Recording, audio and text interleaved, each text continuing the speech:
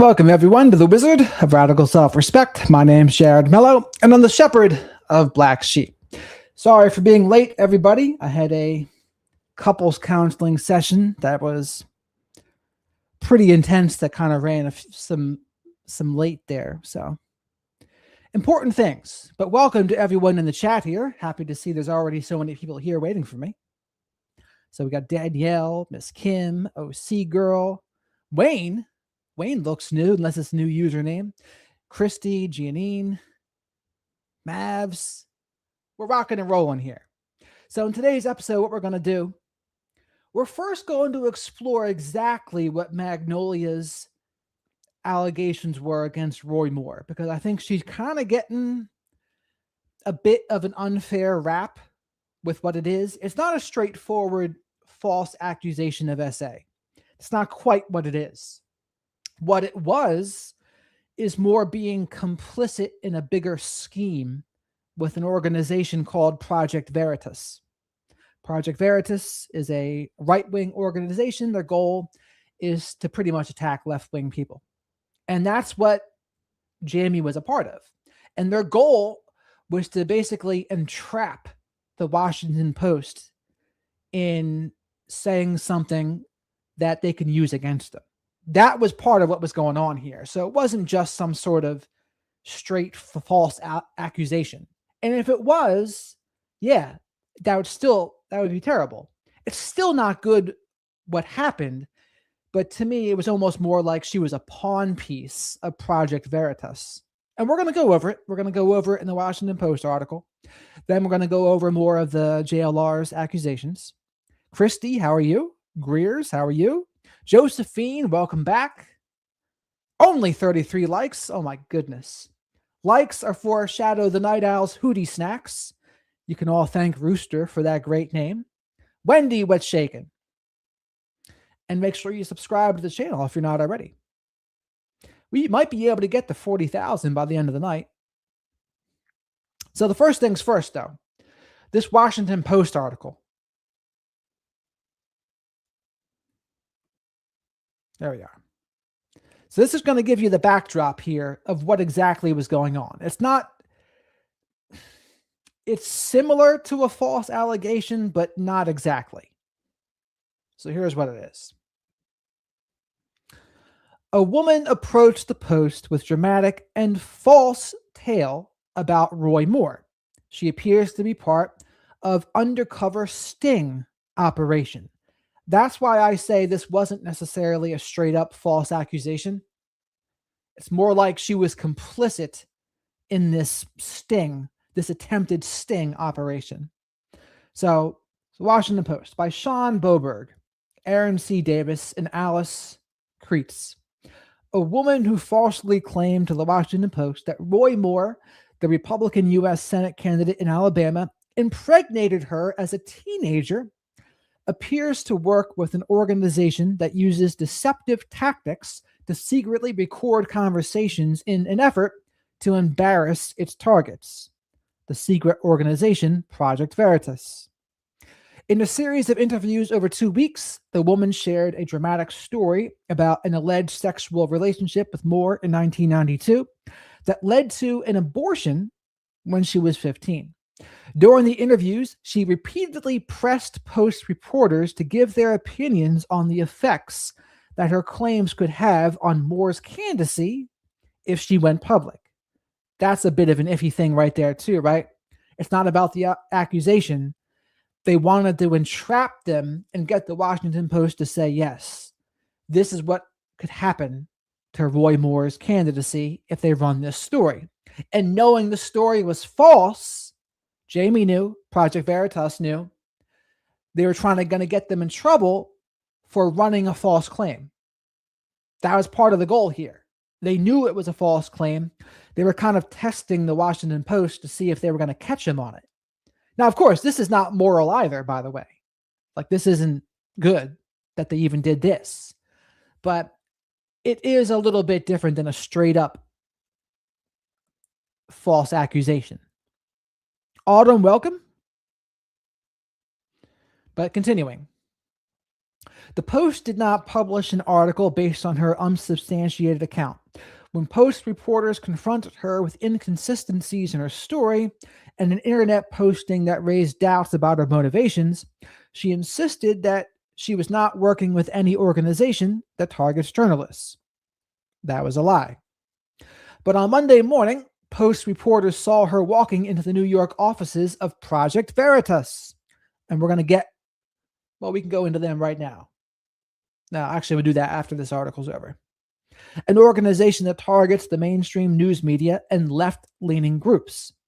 The organization sets up undercover stings that involve using false cover stories and covert video recordings meant to expose what the group says is media bias.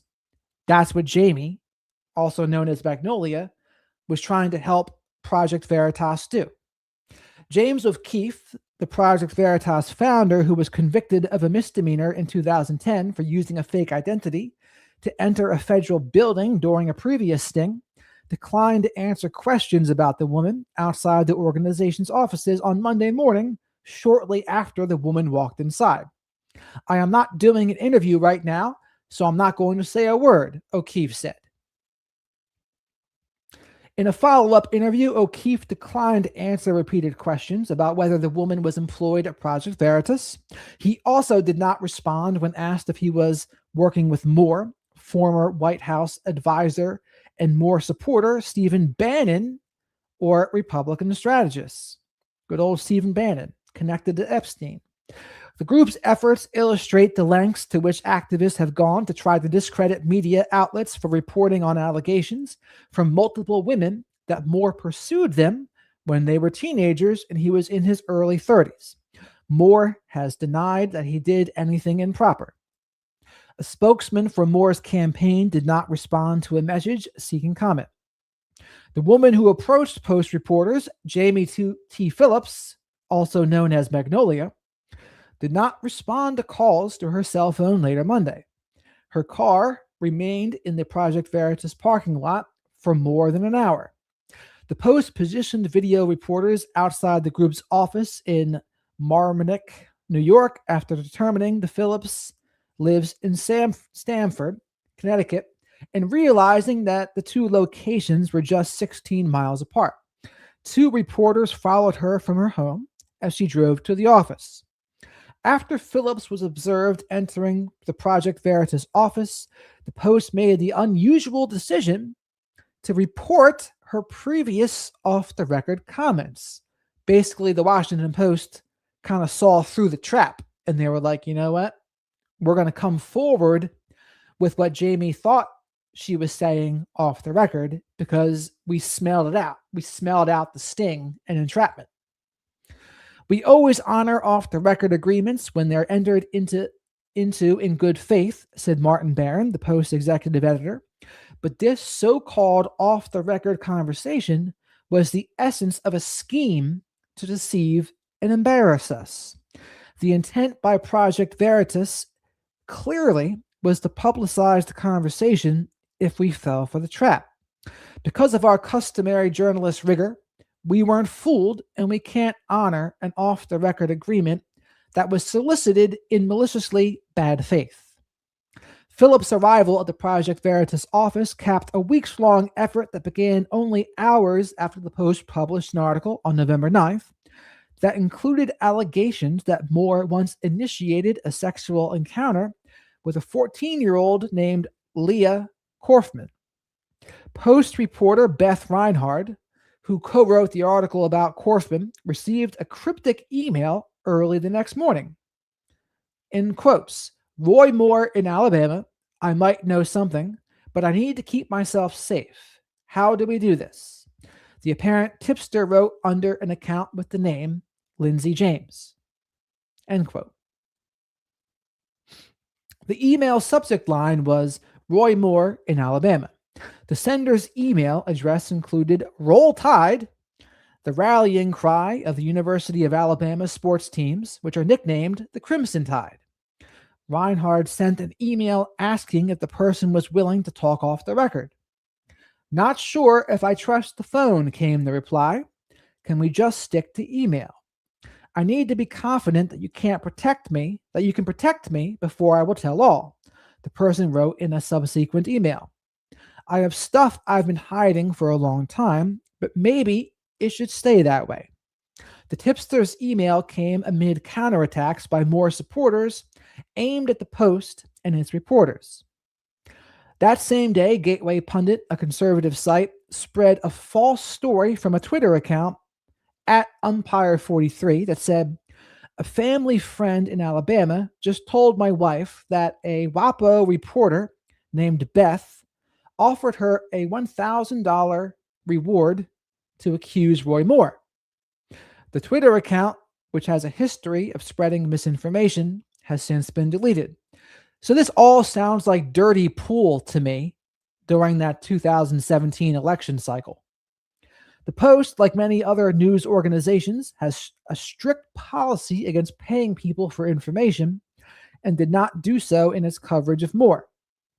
On November 14th, a pastor in Alabama said he received a voicemail from a man falsely claiming to be a Post reporter and seeking women willing to make damaging remarks about Moore for money.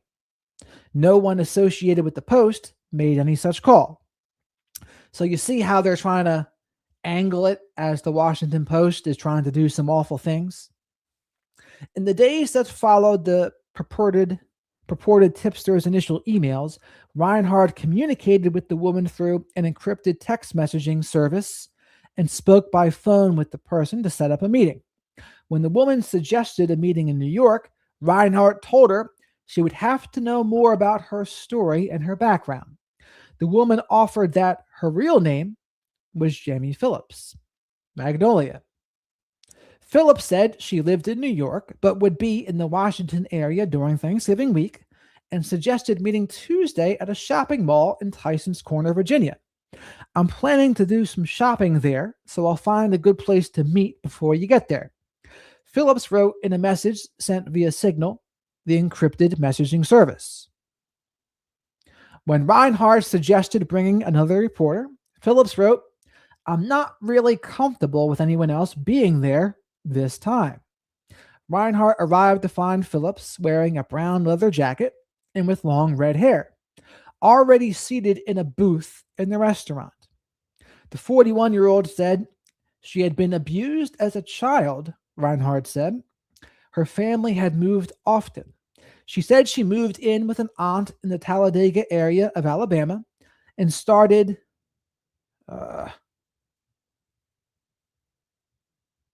attending a church youth group when she met Moore in 1992, the year he became a county judge. She said she was 15. She said they started a secret sexual relationship. And yes, this was not true. I knew it wasn't right, but I didn't care, she said. She said that she got pregnant, that Moore talked her into an abortion, and that he drove her to Mississippi to get it. In the interview, she told Reinhardt that she was so upset she couldn't finish her salad. Phillips said she had started thinking about coming forward after the allegations about Hollywood film producer Harvey Weinstein surfaced. Then she said she saw the news about Moore flashing across the television screen while in a break room at her job at a company called NFM Lending in Westchester County, New York, Reinhardt said. Phillips also repeatedly asked the reporter to guarantee her that Moore would lose the election if she came forward. That's mostly the entrapment part. She wanted a guarantee that Moore would lose the election if she came forward. That's a weird thing to say, right?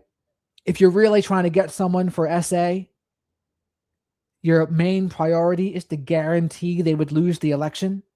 What? Reinhardt told her in a subsequent text message that she could not predict what the impact would be. Reinhardt said she also explained to Phillips that her claims would have to be fact-checked. Additionally, Reinhardt asked her for documents that would corroborate or support her story. Later that day, Phillips told Reinhardt that she felt anxiety and negative energy after our meeting. Text messages show, "You just didn't convince me that I should come forward," she wrote. Kind of her gaslighting him a little bit there. Reinhardt replied, "I'm so sorry.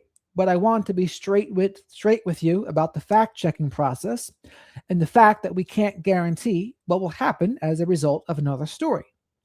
Reinhardt is correct in saying that. Phillips was not satisfied. On Wednesday, the day before Thanksgiving, she suggested meeting with another Post reporter, Stephanie McCrumman, who co-wrote the initial article about Korfman. I'd rather go to another paper than talk to you again, Phillips told Reinhardt. That's another clue. If I'm the Washington Post in this situation, something's not quite right here. Back at the newsroom, Reinhardt became concerned about elements of Phillips' story. Phillips had said she lived in Alabama only for a summer while a teenager, but the cell phone number Phillips provided had an Alabama area code. Reinhardt called NFM Lending, the company Phillips said she worked for in Westchester County, but was told no one named Jenny Phillips worked there. The company issued a statement after the publication of this article saying Phillips worked briefly for Maryland-based NFM Lending, but her tenure ended in the summer of 2016. The company also said it has no offices in Westchester County. So, more lies. Alice Kreitz, a Post researcher who was looking into Phillips' background, found a document that strongly reinforces the reporter's suspicions. A web page for a fundraising campaign by someone with the same name. It was on the website GoFundMe.com under the name Jamie Phillips. Probably not the best strategy there by Jamie Phillips. I'm moving to New York. The May 29th appeal said, I've accepted a job to work in the conservative media movement to combat the lies and deceit of the liberal MSM. I'll be using my skills as a researcher and fact checker to help our movement. I was laid off from my mortgage job a few months ago and came across the opportunity to change my career path with Project Veritas. In a March posting on his Facebook page, Project Veritas said it was seeking 12 new undercover reporters, though the organization's operatives use methods that are eschewed by mainstream journalists, such as misrepresenting themselves. A posting for the journalist job on the Project Veritas website that month warned that the job is not a role for the faint of heart, meaning we're going to require you to lie and make false accusations. The job's listed goal to adopt an alias persona, gain access to an identified person of interest, and persuade that person to reveal information. It also listed tasks that the job applicant should be able to master, including learning a script, preparing a background story to support your role, gaining an appointment or access to the target of the investigation, and operating concealed recording equipment. Very shady indeed. Project Veritas, founded in 2010, is a tax-exempt charity that says its mission is to investigate and expose corruption, dishonesty, self-dealing waste, fraud, and other misconduct. It raised $4.8 million and employed 38 people in 2016, according to its public tax filing. It also had 92 volunteers. O'Keefe's criminal record has caused the charity problems in some states. Mississippi and Utah stripped the group of a license to raise money in those states because it failed to disclose O'Keefe's conviction on state applications, records show. And O'Keefe is in charge of Project Veritas. Also working at Veritas is former television producer Robert J. Halderman, who was sentenced to 6 months in jail in 2010 after he was accused of trying to blackmail the late-night host David Letterman. Halderman was with O'Keefe outside the Project Veritas. Stupid freaking ads. Outside the Project Veritas offices Monday as a reporter tried to ask about Phillips' role with the organization. Because Jamie Phillips is a relatively common name, it wasn't a certainty that the GoFundMe page that Kreitz found was created by the same woman who approached the Post. But there was another telling detail in addition to the name. One of the 2 donations listed on the page was from a person whose name matched her daughter's, according to public records. McCrumman agreed to meet Phillips that afternoon. Phillips suggested meeting somewhere in Alexandria, Virginia, saying she was shopping in the area. Post-video reporters accompanied McCrumman, who brought a printout of the fundraising page to the interview. Again, Phillips had arrived early and was waiting for McCrumman, her purse resting on the table. When McCrumman put her purse near Phillips' purse to block a possible camera, Phillips moved hers. Interesting. The post-video reporters sat separately, unnoticed, at an adjacent table. Phillips said she didn't want to get into the details of what she had said happened between her and Moore. She said she wanted McCrumman to answer her that the article would result in Moore's defeat, according to a recording. McCrumman instead asked her about her story regarding Moore. Phillips complained that President Trump had endorsed Moore. So my whole thing is I want him to be completely taken out of the race, she said. And I really expected that was going to happen, and now it's not. So I don't know what you think about that. McCrumman asked Phillips to verify her identity with a photo identification. Phillips provided a Georgia's driver's license. McCrumman then asked her about the GoFundMe page. We have a process of doing background, checking backgrounds, and this kind of thing. So I wanted to ask you about one thing, McCrumman said, pulling out a copy of the page and reading from it. So I just wanted to ask you if you could explain this. And I also wanted to let you know, Jamie, that this is being recorded and video recorded. Okay, Phillips said. Yeah, I was looking to take a job last summer in New York, but it fell through. Phillips said, yeah, it was going to be with the Daily Caller, but it ended up falling through, so I wasn't able to do it. When asked who at the Daily Caller interviewed her, Phillips said, Kathy, pausing before adding the last name, Johnson. Paul Connor, executive editor of the Daily Caller, said Monday that no one with the name Kathy Johnson works for the publication and that he has no record of having personally interviewed Phillips. Connor later said in an email that he had asked other top editors at the Daily Caller and the affiliated Daily Caller News Foundation about Phillips. None of us has interviewed a woman by the name Jamie Phillips, Connor wrote. At the Alexandria restaurant on Wednesday, Phillips also told the Post that she had not been in contact with the Moore campaign. As the interview ended, Phillips told McCrumman she was not recording the conversation. I think I probably just want to cancel and not go through with it at this point, Phillips said at Savlaki Bar shortly before ending the interview. I'm not going to answer any more questions, she said. I think I'm just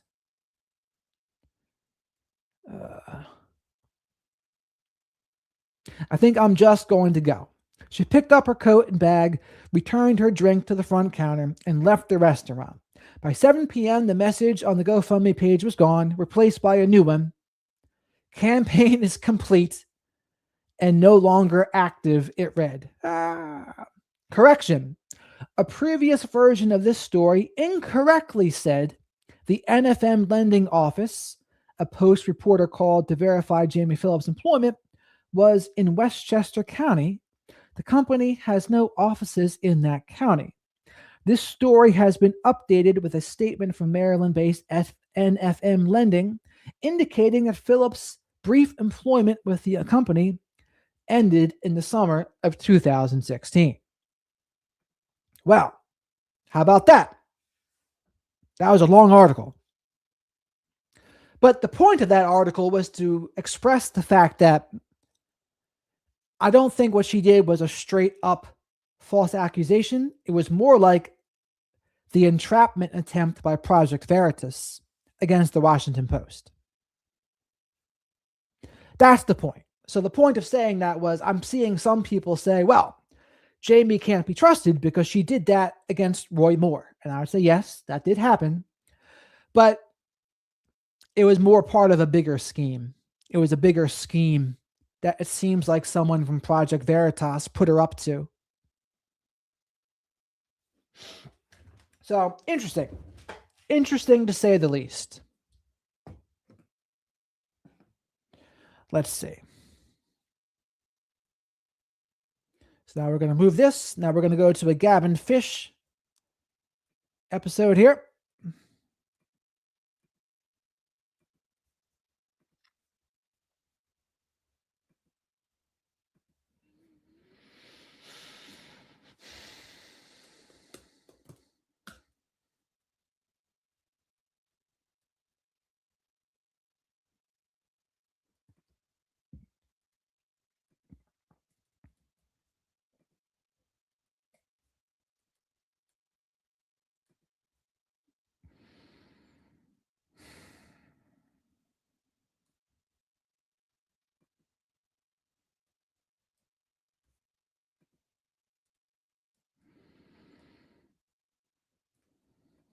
Rely on is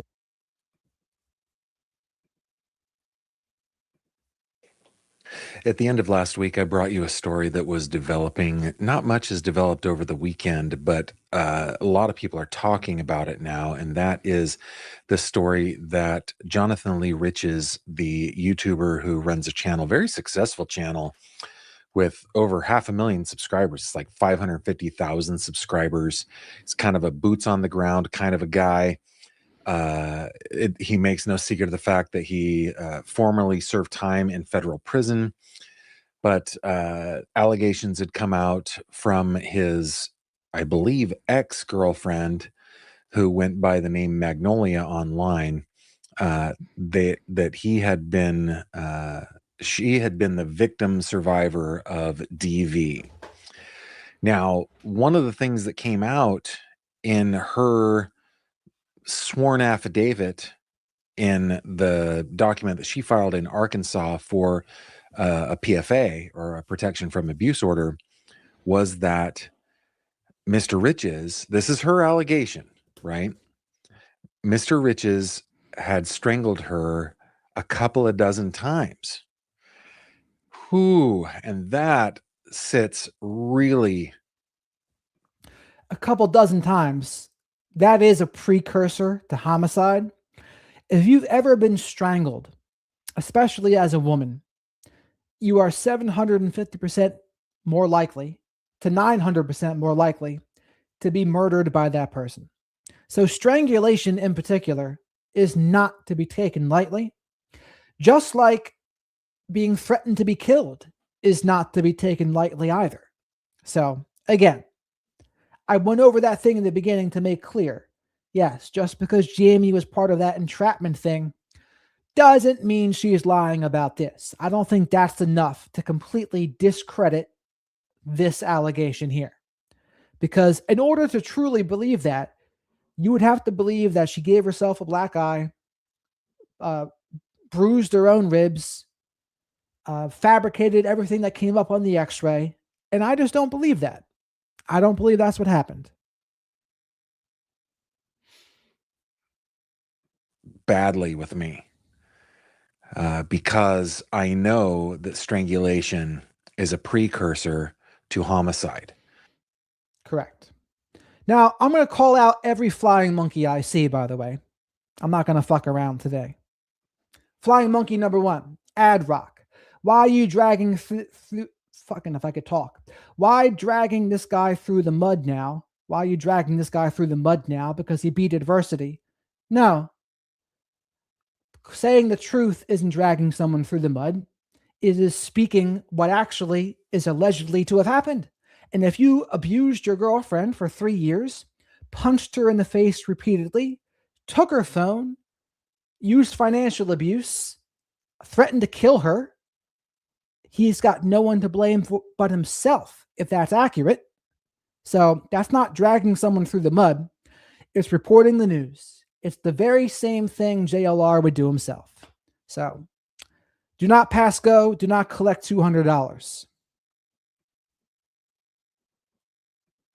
And so I'm taking it very seriously. Now, I'm not making any allegations or anything toward Mr. Riches. I'm just saying that the simple fact is that people who are strangled, survive are much more likely to be homicide victims. And so the nerve of people to tell me what to do on my own channel, I'll never understand it. But if you're going to keep on going at you, I'll say more. Were you there? Why do you care? Watch your language. I'm a flying monkey for JLR. I don't have too many IQ points. It's like, no, I believe the people that make abuse allegations. You, on the other hand, are trying to defend and enable abuse to continue. If so, you're trying to make people feel ridiculous for even reporting the news. And then you're going to tell others what to do. No, the fuck I will not. Watch my fucking language. No. Fuck no. You don't like my language? Go the fuck away. I have a friend that I decided to call and talk to. His name is Brian Bennett. He is a former law enforcement officer, retired with 26 years on the job, and talk to him about this case. We're going to get into that. We're going to get into a Nancy Guthrie update, a Suzanne Morphew update, and believe it or not, a Corey Richens update. It's a busy day. Stick it with me.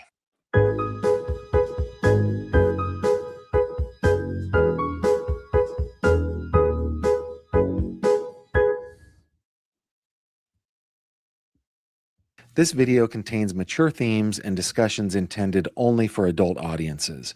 Viewer discretion is advised. Hello there, my friend. Welcome back to another true crime conversation with me. And Gavin here, he seems like a pretty legit dude to me. I get a good vibe from him that he's not going to fabricate. He's not going to lie. He likes keeping it classy. He even has his own channel on subscribers only mode. You can't comment on his channel unless you've been there for 4 days. But while you're here, please remember to like the video. Likes are free. Likes help pay for Shadow the Night Owl's Hootie Snacks. And make sure you subscribe to the channel while you're here. Especially today, Super Chats, great way to support the channel and get questions answered if you have questions about narcissistic abuse and coercive control, etc. Super Stickers, great way to support the channel. And becoming a channel member gives you access to the members-only live streams. I usually go live a little bit after 10 p.m. Eastern every night and talk about true crime and current events. I say every night, but it's usually 5 or 6 nights a week. Tonight, it was a little bit after because I had a couples consultation to be doing, which was, an important conversation. And thank you very much to everyone who's been liking, commenting, becoming a member, sending super chats. It's greatly appreciated. Gavin Fish, I'm so glad you're here. Thank you for joining me, wherever you're joining me from. And please, in the comments, tell me where you're joining me from, and bonus points if you can do it creatively, and super mega duper bonus points if I can guess where you're from your creative way of saying it. Because I got sick of being stumped. That's basically what happened there. Here on my channel, we like to cut through fluff. We like to cut through speculation. We like to get right to the nitty-gritty of true crime. If that is your deal, then you're in the right place. You found me. I'm glad you did. I do want to say that because we are talking about JLR, that does tend to, at least it has in the past on my channel, kind of attract the trolls a little bit. And they're not all trolls, but it attracts a certain kind that declassifies. Is that the unclassinates? It lowers the class. And here's the other thing, right? It's not like a one-time mistake, a domestically abusive relationship. That's not just like, oops, I made one mistake and drove drunk once. Even though usually when you've driven drunk many times before you got caught. But when you're an abuser in a relationship, that requires many, many bad decisions and many acts of abuse. So that's why it's the thing. That's why it should be called out. It speaks to someone's character and integrity. That's what it speaks to. And this whole case is proving how many people are coming at Jamie and saying, oh, you must be lying, or you're not to be believed. You must have beat up yourself. Very invalidating and dismissive. This is why victims don't speak up. They don't speak up because not only are they not believed, But then they're also told, actually, you're the problem. You're guilty yourself. So I can't let that happen. As someone who talks about narcissistic abuse, domestic violence, coercive control, I cannot allow that. And so when I see people doing that, I will absolutely call it out, because bad things can happen and be enabled to happen when people don't speak up. That's why I'll never buy that toxic positivity slogan, hate only comes from below. What I really think that is, oh, this is a way to deflect from anything I'm doing wrong and to avoid accountability. So to make it seem like you are the problem, or you're just below me, or you wouldn't be calling me out. It's like, well, guess what?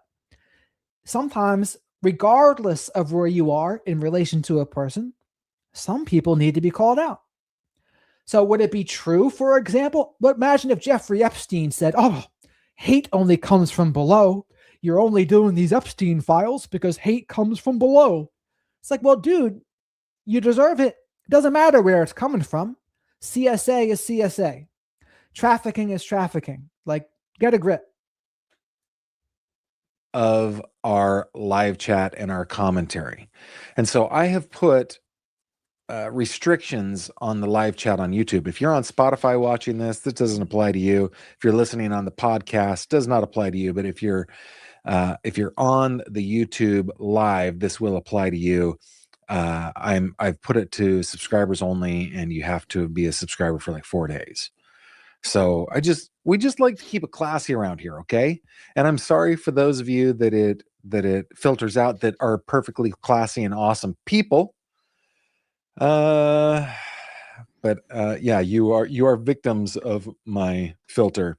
But hopefully you will subscribe, and the next time that filter won't apply to you. And that is the plan. Okay, so Gavin, get into it, will you? Get into the nitty gritty. I saw somebody just comment that their brother rode a bull named Nitty Gritty. So I don't want to get into. So Rammer, all that's happening is the same thing that happened the other night. People get mad, even just seeing this be addressed. But unlike Gavin Fish, I welcome the haters, because I use jujitsu on them, because you can't come at me. I will use your momentum against you and put you up on the screen and use it as a learning opportunity. So that's how I play things here. That kind of nitty gritty. Okay. I've got a friend. His name is Brian Bennett. I'm going to bring up this video we have recorded. I talked with Brian earlier today. Okay. Now, like I said, Brian is a 26-year law enforcement veteran. And that's a good point, Bella. We'll pull this up too. This is another good thing to say. The 3 R's for stopping domestic violence: recognize, respond, and refer. Get help. Don't stay in toxic relationships. Get help and be sure you have help moving out. Don't do it alone. Like Suzanne Morphew. Very well said, Bella. I agree. It's not easy, right? I mean, they say it takes on average 7 times to leave an abusive relationship. Why? Because an abusive relationship is a trauma bond. A trauma bond, just like a drug addiction. Why is it just like a drug addiction? Because there are intermittent rewards. It's hot and cold, up and down, an emotional roller coaster. It's the same principle behind why gambling is so addictive, because when the rewards are unpredictable, that is addicting. So it's tough. And even when people do the right thing for themselves, it's still not easy. You're going to go through like a drug withdrawal. And it takes some time. No contact, plus often trauma therapy. That's how you break it. That's how you heal the trauma bond, right? So I'm not saying it's easy. It's certainly not easy. And then other people I see say things like, oh, why didn't she leave right away? Or why didn't she call the police instantly? And it's like, well, allegedly, he threatened to kill her if she called the police. And that's not necessarily a threat that you can just outright dismiss. You have to take those things seriously. And the same to, why didn't they leave earlier? Well, a trauma bond. Trauma bond, just like a drug addiction. It happens. There's even men this happens to too, by the way. Mark Vicente is coming out with a documentary, The Narcissist Playbook. Doug Bugle is going to be in that, and I mentioned him because I interviewed him twice on this channel, and he was the victim of a female narcissist. So for some of you guys out there that think that can't be a thing, it can be a thing. It can be a thing, and it's not always easy to leave. Rooster, what's shaking? Down in South Carolina. He specifically is a strangulation guy. He now runs a company called Clearview Justice Training and Consulting, and he really is on the front lines of strangulation cases. So I'm going to play this video. It's going to look like this when I play it, so it kind of looks like my regular old screen, right? For those of you watching, again, if you're on the podcast, you're like, I don't care, Gavin, move along. But you'll see that it says recorded earlier because I just want you to know that this conversation that I had with Brian is not live. Hey, Robin's angry at me right now, guys. I have not seen her comment, but Robin keeps me honest on my set design. Got to get that typewriter light on in the background. Anyway, we're going to move ahead with this conversation with Brian Bennett. It is it's about 45 minutes long. We might pause along the way, but I'm going to be taking a look at your comments. As always, if you put GF in the comment, which stands for Gavin Fish, not girlfriend or gluten-free. And Christy, not girlfriend or gluten-free. But this is exactly right, Christy. I'm going to pull it up on the screen here. And for those who don't know, TCB girl is Christy. Jared, because it's like a frog in the boiling pot. So for those who don't know, the frog in a boiling pot analogy of abuse is, if you throw a frog in a boiling pot of water, it jumps right out. But if you put a frog in a pot of water and slowly turn up the heat, the frog will boil to death and not jump out. So this is like an abusive relationship, because abusive relationships don't start out abusive right away, usually. But what happens is the heat gets turned up slowly but surely. And before you know it, you're in an awful situation. This is another reason why people don't leave right away, because basically what happens is they tear you down, devalue you, get you second guessing yourself. They blame you for everything. You don't trust your gut. You don't trust your perception of reality. You don't know up from down, left from right. And then you think the abusive person's correct. So you stay stuck in that cycle where, on one hand, you don't trust yourself and you think the abuser's correct, and you don't know anything except it's all your fault. So they're the cause, but unfortunately, you also think they're the solution too. But that's part of the issue. They're not the solution. You have to unsubscribe from their distorted version of reality. That's how it goes. But if you put GF in the comment, that will highlight it on my end. I see those much, much easier. Okay, without further ado, let's go ahead and begin this interview of Brian Bennett. Here we go. Well, I'd like to welcome back to the program Brian Bennett, who is a retired state law enforcement officer and runs Clearview Justice Training and Consulting. And the reason I wanted to have you on, Brian, was because in this case with JLR, these allegations, and I'm being very careful about this because these are allegations at this point. To my knowledge, Mr. Riches hasn't been arrested yet. And that's the weird part about this too, right? They had probable cause for his arrest, but they didn't chase him. So he fled from Washington, and then he just was never arrested. And they didn't put out a warrant for his arrest either. But he has got an upcoming court date for this protective hearing, and they said charges are pending. What are they pending on? I don't know. But it's weird. It's a weird situation. I admit that. Yet is kind of pejorative too. We don't know if he ever will be arrested, but we know that there was a narrative that was filed that they The officers said that he had probable cause to arrest Mr. Riches for 3 different crimes, stemming from this incident that happened on Christmas Eve of 2025 in the state of Washington and Chelan County. Am I being fair taking this very seriously? Because one of the criticisms that I'm getting is that, hey, these are just allegations. This is just an angry woman. Hasn't been proven, hasn't been anything. And I kind of feel like, well, all allegations are exactly that, right? Correct. All allegations are exactly that. But while you're here, please remember to like the video. Likes are free. Likes help pay for Shadow the Night Owl's Hootie snacks. Subscribe to the channel if you're not already. I interview a lot of professionals about narcissistic abuse, domestic violence, and coercive control. People like Dr. Z, Dr. Salerno, Dr. George Simon. Who else? Others. Vanessa M. Reiser. The wife of the Wolf of Wall Street, Dr. Nay. All sorts of them on the channel here. I talk a lot about them in my shorts as well. And I talk a lot about true crime and current events. And also to note too, if Jamie is lying about this, which I don't think she is, but if she were lying about it, that would be pretty messed up. I will say that too. But to be clear, I don't think she is. Right? Right. No, I agree.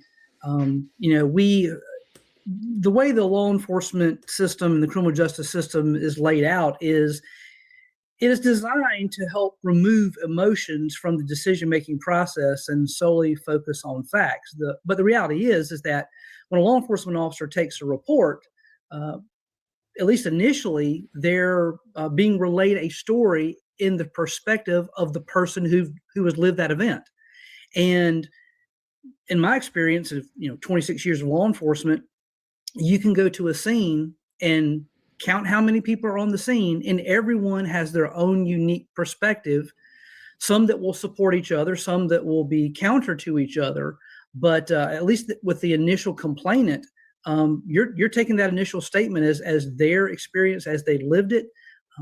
Rarely have I ever found that in a domestic incident situation has a victim intentionally lied.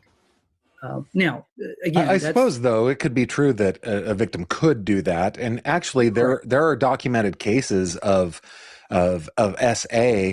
I'm thinking in there was like, and this is true. There are false accusations of SA. Yes, definitely true. There's Amber Heard situations too. Now, there's plenty of debate around that topic as well. I have not looked into that case enough to know really what I think. I think there's 2 toxic people in that case, but I have not looked into it. But the point is, some people do falsely accuse. But the difference with an SA is that's usually a one-time thing. One time. But an entire abusive relationship is a little bit different.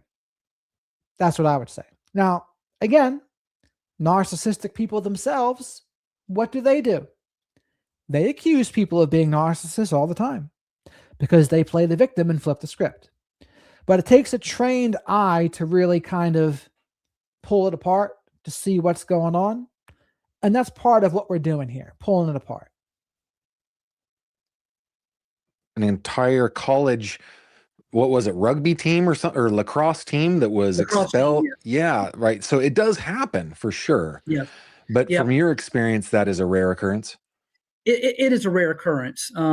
Again, just for the simple fact that a domestic violence victim survivor reaches out to law enforcement in the first place is an amazing thing, because when you look at studies that have been done related to domestic violence and intimate partner violence, generally what the studies rely on is self-reporting and substantiated cases of the complaints and claims that were made. But everyone in the realm of domestic violence agrees that what we know as far as our numbers and are substantiated doesn't accurately reflect the true numbers that have actually occurred, because most domestic victim survivors don't report to law enforcement initially. months or years or weeks can go on before they finally get to a point to report in the first place. And there may already be a significant history of weeks, months, or years that have never been reported. So the simple fact that someone calls law enforcement and wants to get the government involved in a personal situation says something. And that's why, in my experience, people that have called and filed are speaking their truth, and rarely is it a manufactured event. Because quite frankly, and you know this, and most of your viewers probably know this, is if you file a false report, you can be subject to criminal penalties and or civil actions against you. Sure. So I thought, again, it's very telling when someone wants the government in their personal business. Right. And in this case, Ms. Phillips did say, I think in her petition for a PFA, that it had been happening since 2023. And that, I mean, I read these reports kind of on the daily, right? In my day job, when I'm writing up criminal complaints, writing up stories about criminal complaints, you know, I see this pretty frequently, very frequently.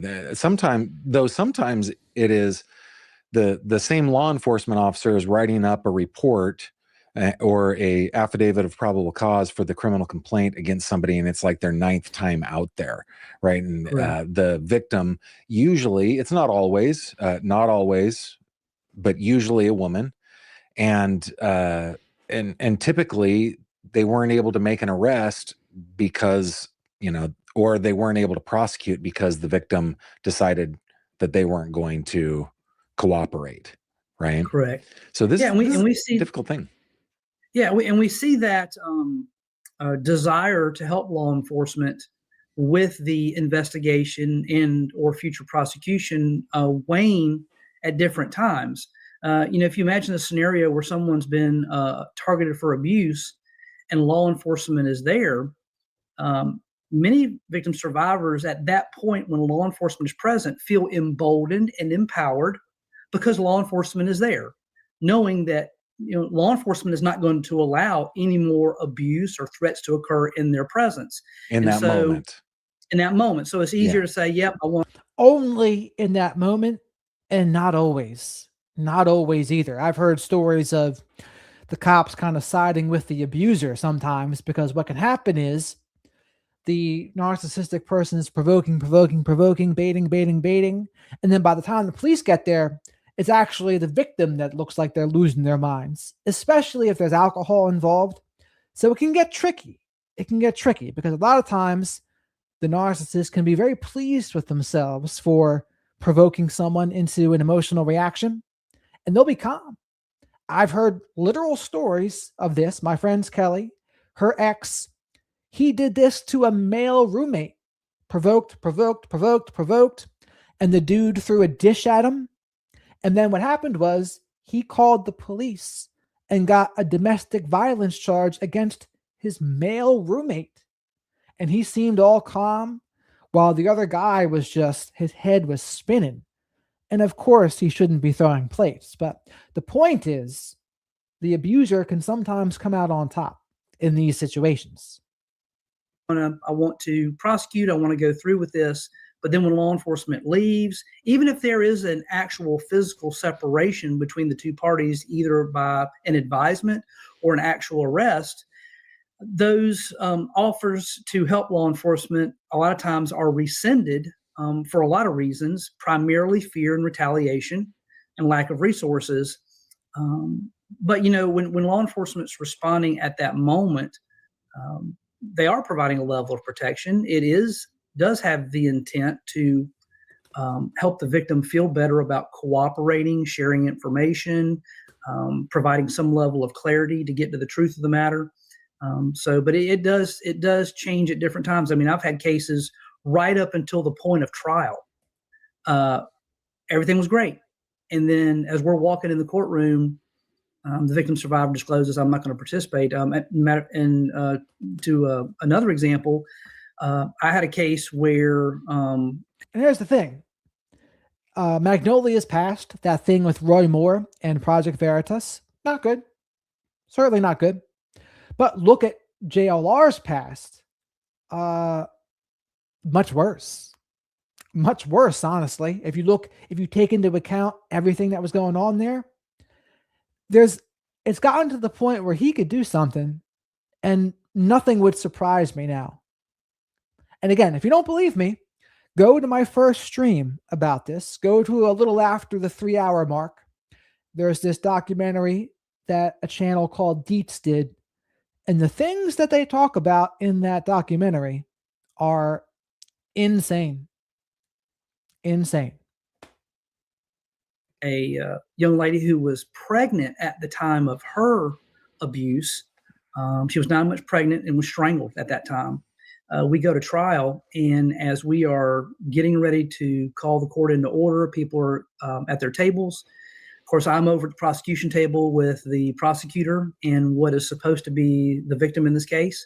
And as she walks in, she changes from walking in our direction to our prosecution table and goes and sits at the defendant's table.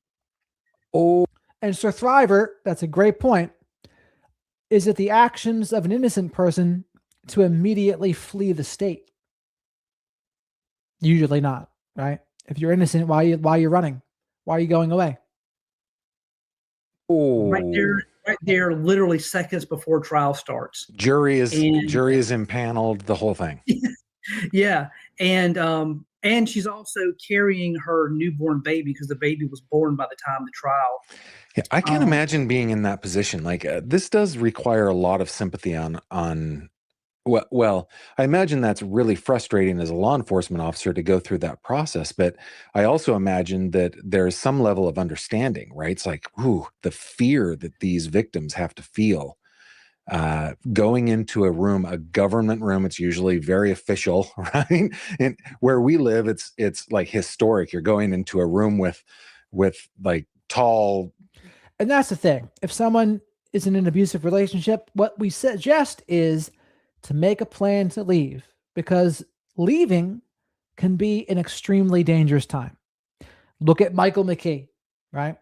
It took years, but he followed through on his threats, allegedly, until he's convicted of killing Monique and Spencer Tepe. So it's a very dangerous time leaving an abusive person. Why? Because it's all about control. They don't want to lose control. So make a plan. Maybe notify friends, family, law enforcement, have a bag packed, have medications, have a bag of clothes. And people might think, oh, that's crazy. You don't need to do that. Yes, you do. Yes, you do. In cases of these severe abusive relationships, this is how bad it gets. And you can't be too prepared. And again, you're going to be fighting yourself a little bit too, because when you're in the trauma bond, people go back and forth constantly. There's this woman who reached out to me today. She wants to be a guest in the show. We might actually do it in person. I haven't done that in a while. But she was telling me how she had to go back and forth 1,000 times. And she's a professional, mind you, in LCSW. And it still happens to people like her. But she finally sees it now and has been able to stay out, which is great.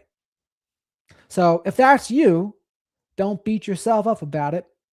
It's normal. Doesn't have to be normal, but it is normal for that to happen. If you can get out and stay out, by all means do it. You know, ceilings and, coffered ceilings and wood, and you've got a judge up on a bench and you've got a jury in the box. It's a scary moment. And this is where there has to be some empathy and some understanding with our law enforcement officers and our prosecutors to understand that the decision that these victims, survivors make are not because they hate us as a prosecutor and they necessarily hate us as law enforcement officers. They're making a decision based in their own personal interests of safety, which is a higher level than in the interest of the government to hold the offender accountable. And again, so I have never looked down upon a victim who's made that decision. But what I've always promoted and what should be promoted is that each and every time that victim survivor needs us, we should be reliable to respond and very clear. It almost looks like he has like a head mask here with his background. Don't you see that? But also, I wanted to give a shout out to James Sexton, the divorce lawyer. I did not know that he gave pro bono counsel to domestic violence victims.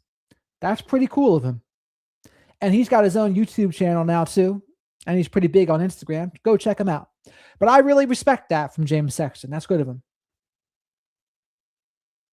He's the guy also that said, I got the joke from him that don't ever trust pictures because it doesn't tell the whole story. There's pictures of Jeffrey Dahmer smiling with people that he ate later.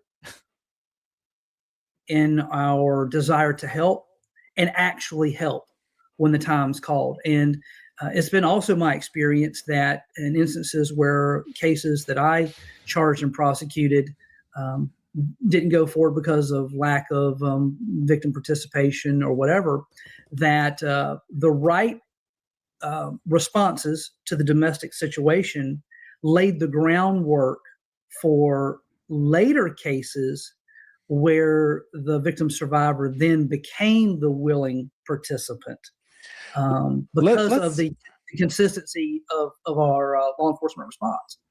Yeah. And I guess the other part of that is the consistency or the repetition of the abuse, right? It's just correct. That too, as well. That's, I mean, there comes a time in everyone's mind where there has to be a decision on when is enough enough. And for some, it's a decision that, well, I'm going to do stuff for my children's benefit that I normally wouldn't do for myself. So maybe the children's or the lives are more at risk, and that is what places the victim survivor into that position to now move forward in spite of the fear. And then others, more internally, it's their own safety and fear, realizing that things have progressively gotten worse, and the next time might be the last time. So it's time for me to step up. I've got a couple of specific questions, but sure, I can't reiterate what you just said. I can't tell you how much I agree with what you just said. I don't have the statistics off the top of my head, but I'm constantly seeing in my area the same victim survivors and the same alleged perpetrators. It happens over and over again. And I've told my channel about one case that happened in our area where the DV survivor, her toddler son was murdered by her boyfriend, by her live-in boyfriend, while she was off at work. And then she endeavored after the fact to cover up the murder, not because she wanted to, but because she was fearful for her life and for the life of her other son, right? Like it is that fear is so overpowering. And I just, for Miss Phillips here, I was feeling, and we're about the same age. She's 49 years old. I'm 50, but I was feeling these strong paternal pings of like, atta girl and good job. And I can't believe you're doing, this is amazing because this is really hard stuff to do. Yeah. I want to, go ahead. And on a side note, if you're ever out there in the political world and you're tempted to work with a Project Veritas and to do something shady like that, don't do it. Don't do it, because you don't want that to come back and haunt you in a case like this. Like when you've been abused, which allegedly she has been, that's the last thing you want. That's the last thing you want to have happen. People going back into your past and saying, oh, look at that. You did that thing with Project Veritas and Roy Moore, so we don't believe you now. You don't want that to happen. So refrain from doing that kind of thing if possible. Yeah, I have an example, and I can't remember if we've talked about this before. The example that I'm getting ready to provide, or it was another podcast that I did. But let me give everyone an example of how fear is probably the most controlling factor in these situations. But I'm going to use a slightly different example. This is one that I've used for years. So when I'm explaining fear as a motivator for someone not to act in their own interest, well, let me correct that in saying that fear is a motivator for many different things. But in this example, I think this will clarify what fear means. Okay. So years ago, and this is many years ago, I saw a TV show either on the History Channel or the Learning Channel. I can't remember. It might have been the Military Channel, but it was a show about prisoners of war, military prisoners of war. And in that show, they talked about different disciplines within the military: pilots, special forces, people in combat situations, particularly. And these are individuals who have gone through something called SEER training, which is Escape and Evasion School. And what it's designed to do, the military has poured in billions and billions of dollars to specifically train various soldiers in specific disciplines to how to evade capture. And if they are captured, how to deal with the trauma, the terror, the manipulation, psychological torture, physical torture in those situations. And again, billions of dollars have been spent doing this. And one of the things they discussed during the program is they talked with prisoners of war who had been, POWs in various conflicts. World War II, Korea, Vietnam was primarily the framework that they used. And some were prisoners of war for years, some just days. But they asked them this question. They said, "Did you ever try to leave?" And by the large majority, most of them said no. And it was for two very particular reasons. One reason given was, I had a pretty good idea that I could escape, but I was afraid of what would happen to me if I got caught. The other answer was, I saw opportunities to escape, but I was afraid of what would happen to my buddies that were left behind. If this is the conversation that trained military professionals with billions of dollars of training have with themselves, making a decision to stay in a violent, terror-filled situation, and they can't do it, again, they're making a decision to not do it for good reasons. Why would we expect a domestic violence victim who's a prisoner of war in their own home to make any other decision? Very good point. Yeah.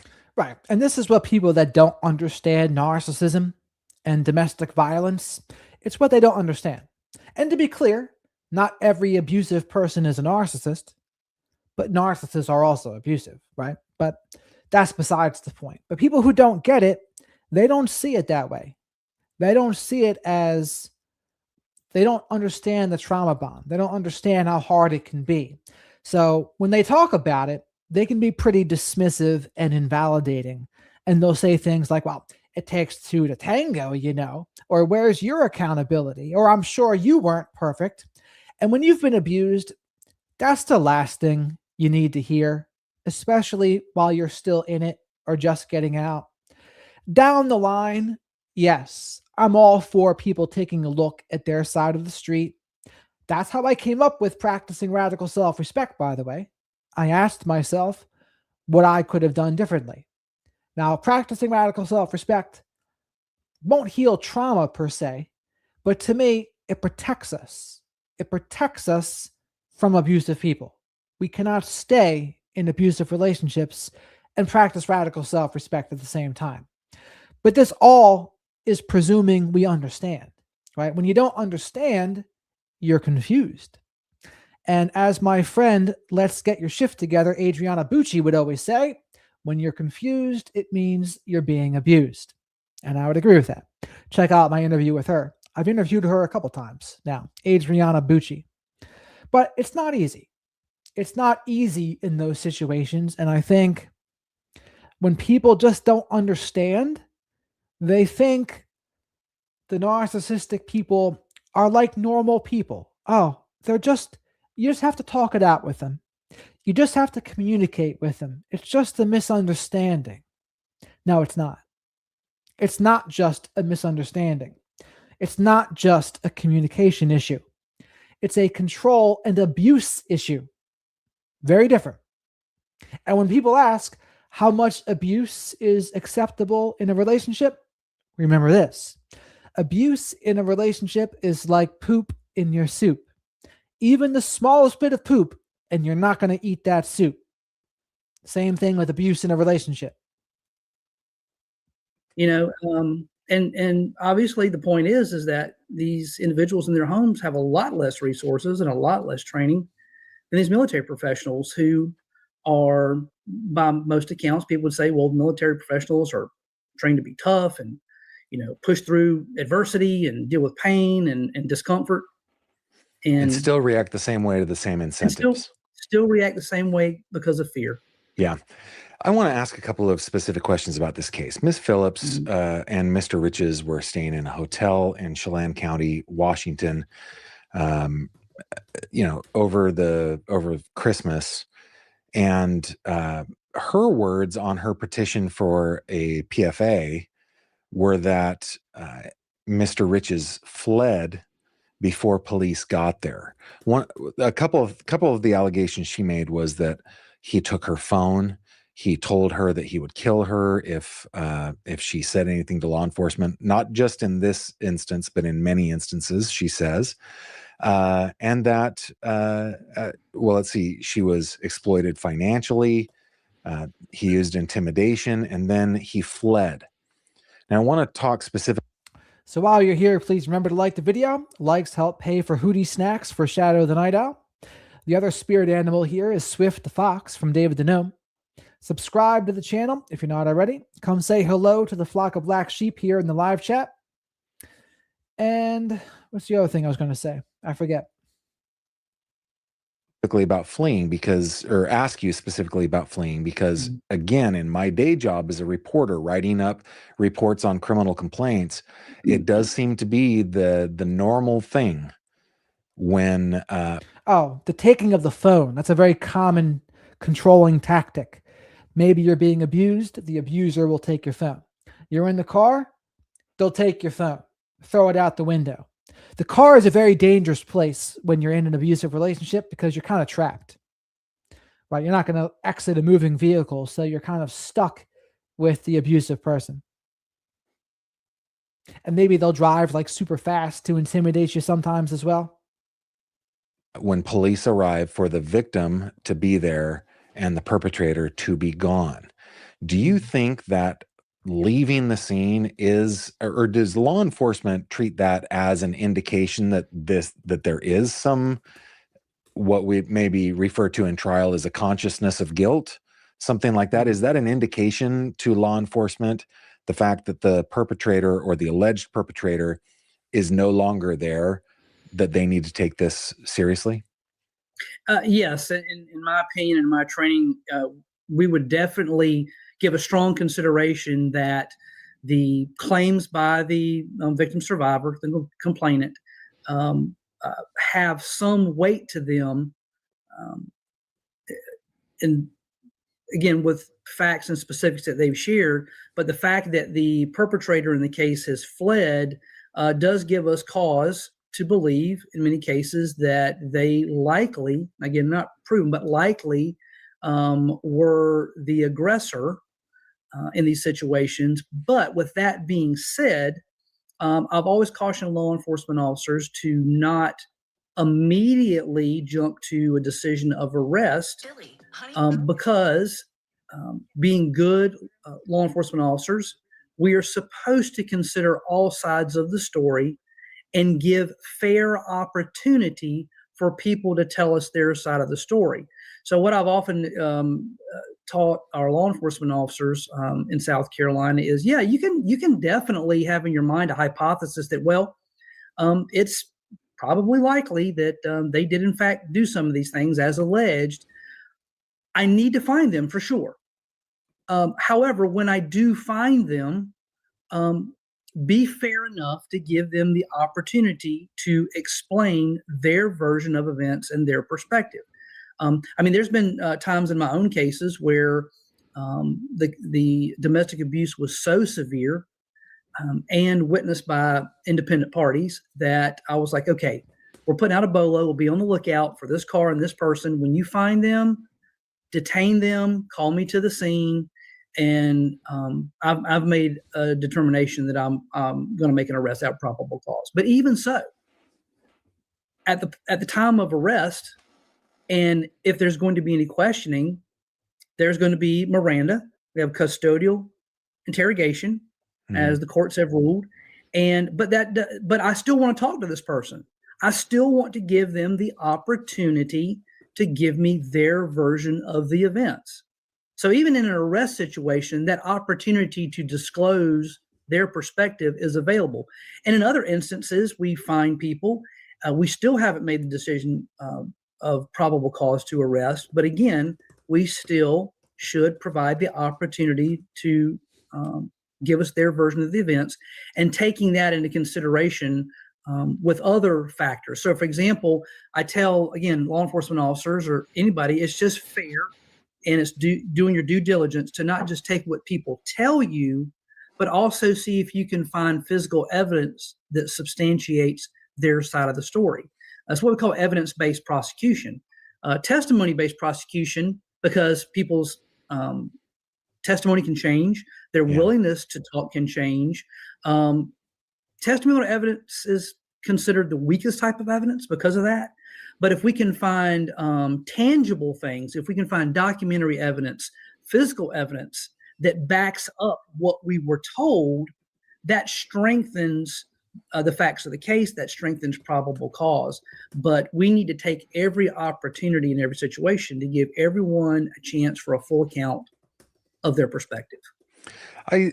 Speaking of, gathering evidence in this case, I really liked how I think it was a deputy that was writing the narrative said, I think I can find this pretty quickly.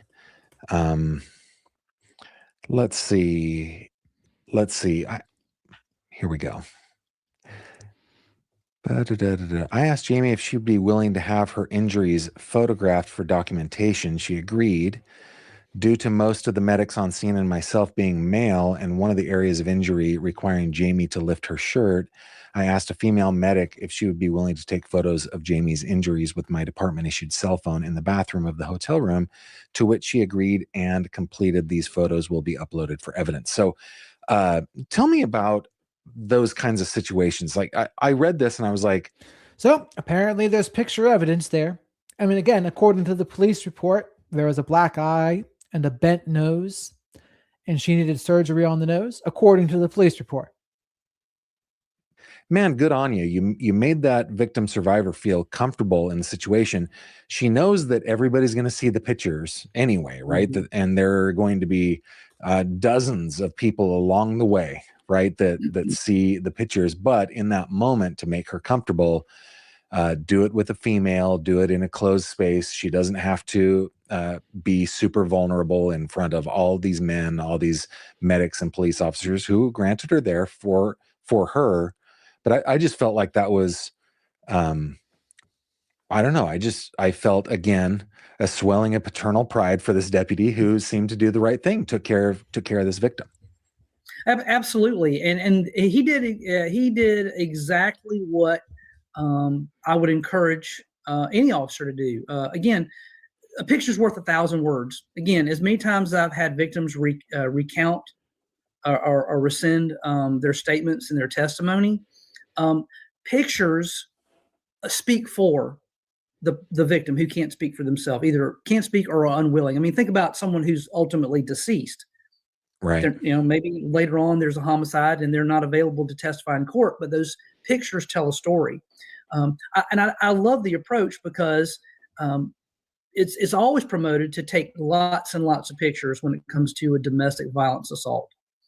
You talk to any prosecutor, they'll say their best cases have lots and lots of pictures. Their worst cases don't have so much. And in this case, Jamie, she decided, she was asked if she would go to the medical center. Yes, she went to the medical center. So there's more documentation there. And then she released the records. There's more documentation there. Does this lend, again, to, these are just allegations, but does this lend to the credit? And again, here's the other part about domestic violence. A lot of times they get away with it. A lot of times it's difficult to prosecute. So people can be guilty, but it doesn't mean they're going to be convicted. Look at the difference between a criminal suit and a civil suit. Look what just happened with Bill Cosby, right? He got acquitted, apparently, or he was released early from jail for that essay of 1972. And then he just got convicted on a civil case. and had to pay, I've seen as high as 54 million, but I also saw 19 million. So I don't know which one's true. So that means the burden of proof is less in a civil case. So innocent of criminal, but more than likely true in the civil case, you got to pay. Ability of what happened, that the victim is not hemming and hawing over releasing this. Absolutely. And here's the kind of the psychological aspect of this officer's interaction. Jamie has had things done to her against her will and against her wishes. The officer has empowered her to make decisions. Are you willing to? Would you be willing to? Would you consider? And he's putting that power dynamic back into her realm or her part of the court. And it, in this case, has some significant benefit to it. So I like that approach, first of all. And again, all these multiple levels of individuals looking or examining the situation. Again, they're on the scene, documenting on the scene, then going to the medical facility, the release of medical records, which is something I promoted in my protocols all the time, is always. While you're here, please remember to like the video. Over 500 people here. Gotta get those likes up. Shadow the Night Owl needs his Hootie snacks. Thank you very much. Subscribe to the channel if you're not already. And super chats are a great way to support the channel and get questions answered. Super stickers, a great way to support the channel. And becoming a channel member gives you access to the members only live streams. And I go live almost every night at a little bit after 10 p.m. Eastern. And come say hello to the flock of black sheep here. We got a very fun, engaging, and eccentric group. And I would have it no other way.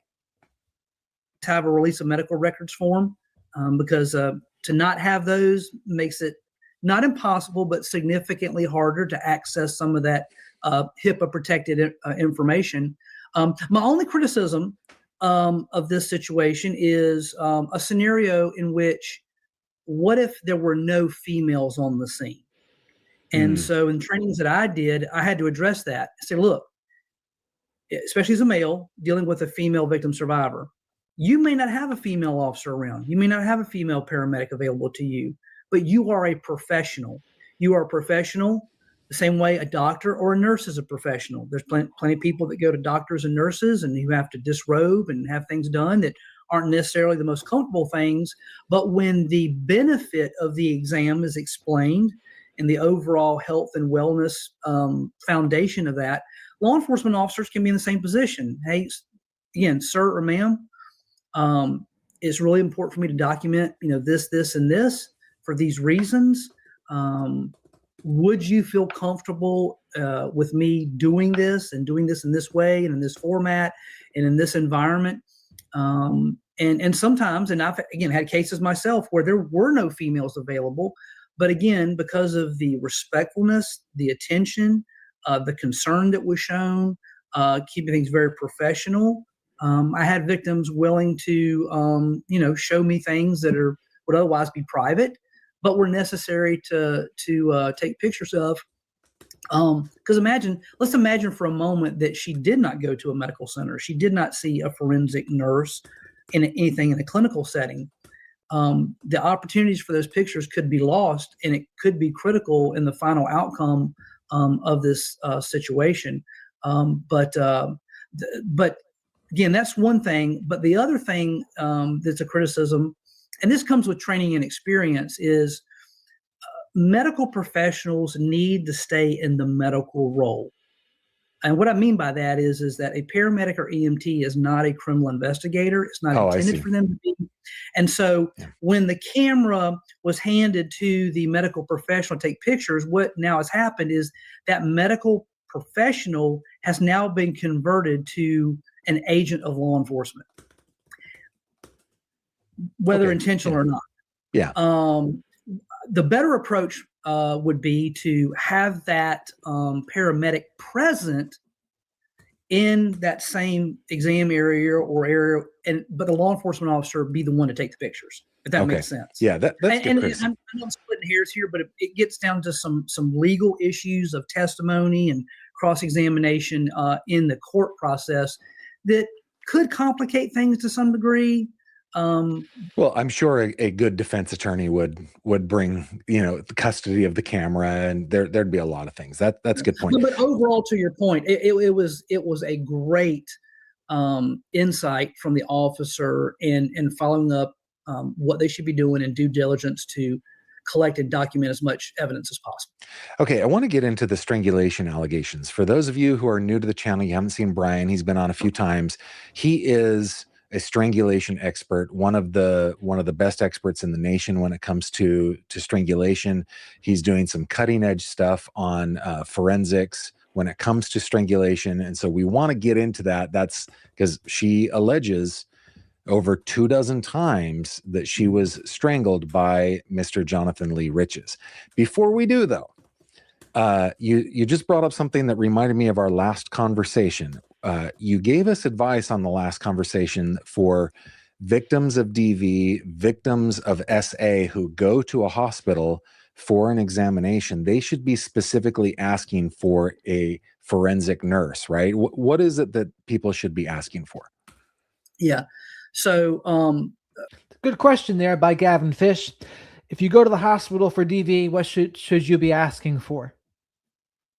First of all, let's just say that when it comes to the dangers of strangulation, both immediate and in the long term, most citizens don't know the significance of those dangers and the high risk of lethality in the hours and days and even months ahead.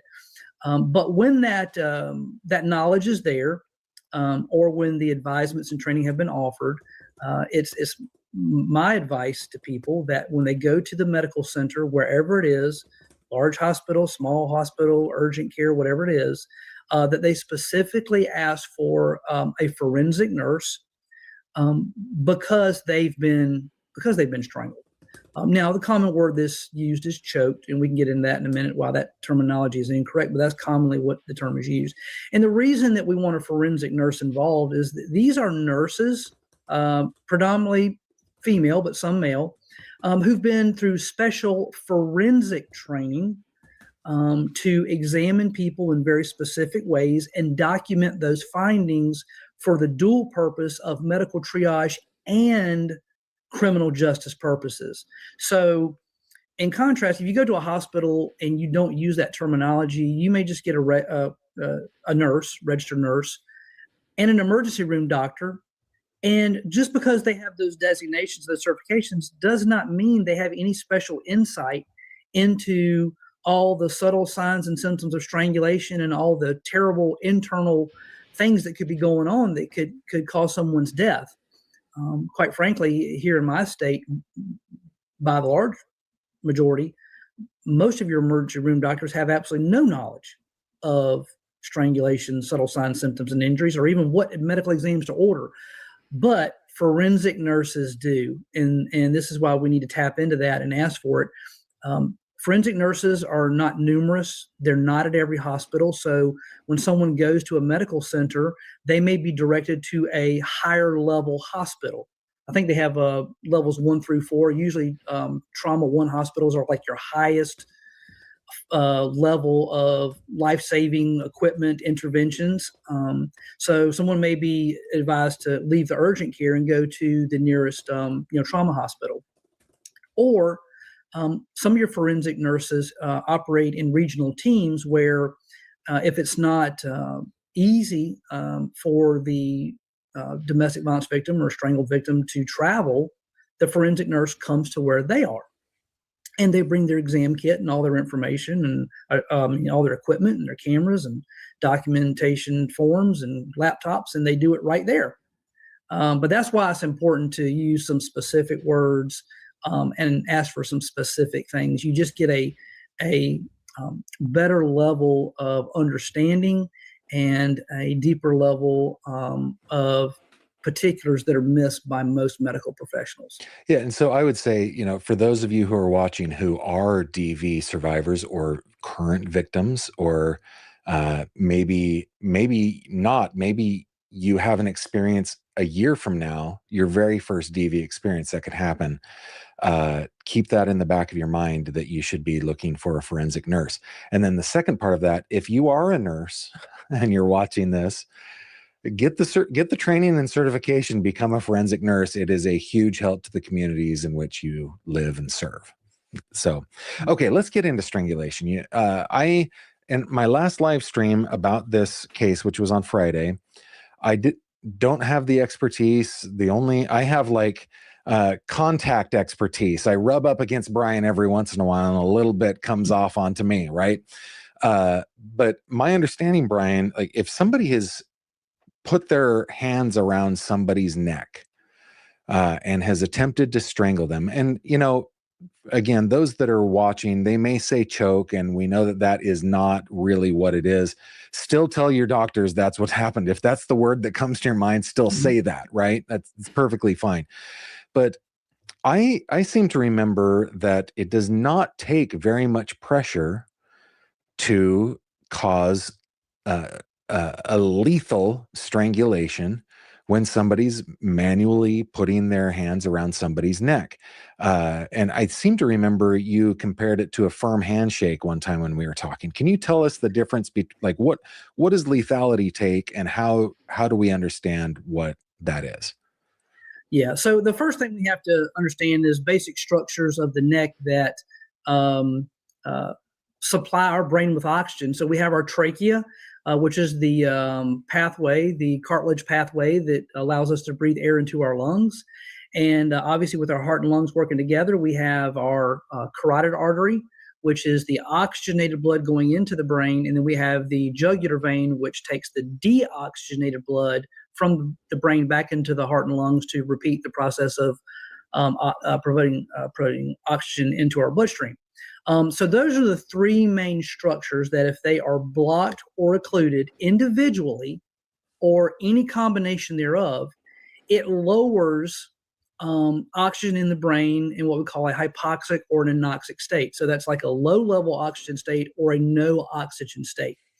And it doesn't take a lot of pressure to occlude, or that's the fancy word, but the common word is to block those structures. So your jugular vein sits closer to the surface of the front of your neck, and it rests on either side of your trachea, where your voice box is right here. And it only takes about 4.5 to 5 pounds. So let's see what another video has to say here.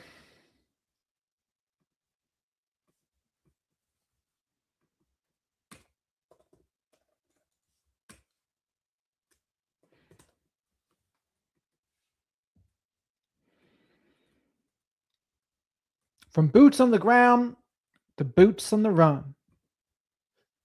All right, what's up, everybody? Welcome. Thank you for stopping by. I appreciate it, man. There's So that first video was Gavin Fish. Check out his channel. This is Icht Mel. Check out his channel too. And make sure you like my video while you're at it. Likes are free. And subscribe to the channel while you're here as well. some controversy going on I guess YouTube, but also online. The New York posted an article. It's all over Twitter. And it's a big deal. And I'm getting questions about it every single day. So and I see a lot of simps in the chat too. I'm very sad to see everyone who uses this feed now turning on him and convicting him for the trial. I haven't even spoken. I barely got a word out. And you're actually convicting me in the chat, assuming that you know what I'm going to say.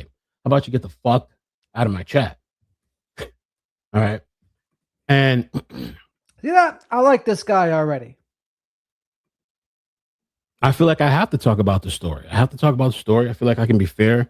I can be respectful. I think it's all the people that are coming in here telling me not to chat, not to talk about it. I think that's kind of funny. That like I'm not allowed to talk about this. What? It's a big deal. It's a serious case. And he has not been arrested and has not been charged. That is a big deal too. And I figure we can go through the documents to talk about the allegations, what's true, what's not true. Well, we don't know what's true and what's not true. And that's the other thing. People online, I think people online, their opinions are based on subjectivity, their own like personal experiences. So, some people are saying this is Amber Heard. Some people are saying this is Amber Heard. This is Johnny Depp 2.0. Other people are saying the other way around. And a lot of these people are basing it on their personal experiences. And honestly, we just don't know. We just don't know. The allegations are horrible, horrible. And he has to have his day in court. I think the next court date that's coming up is, let me double check here. I think it's April 21st. And he has made no comment on this. He hasn't made any comment. Now, Magnolia has made a comment today. She actually posted today. So we'll get into that in a bit. And I was going to start with the New York Post, but I figured let's just start with some court documentations, I think.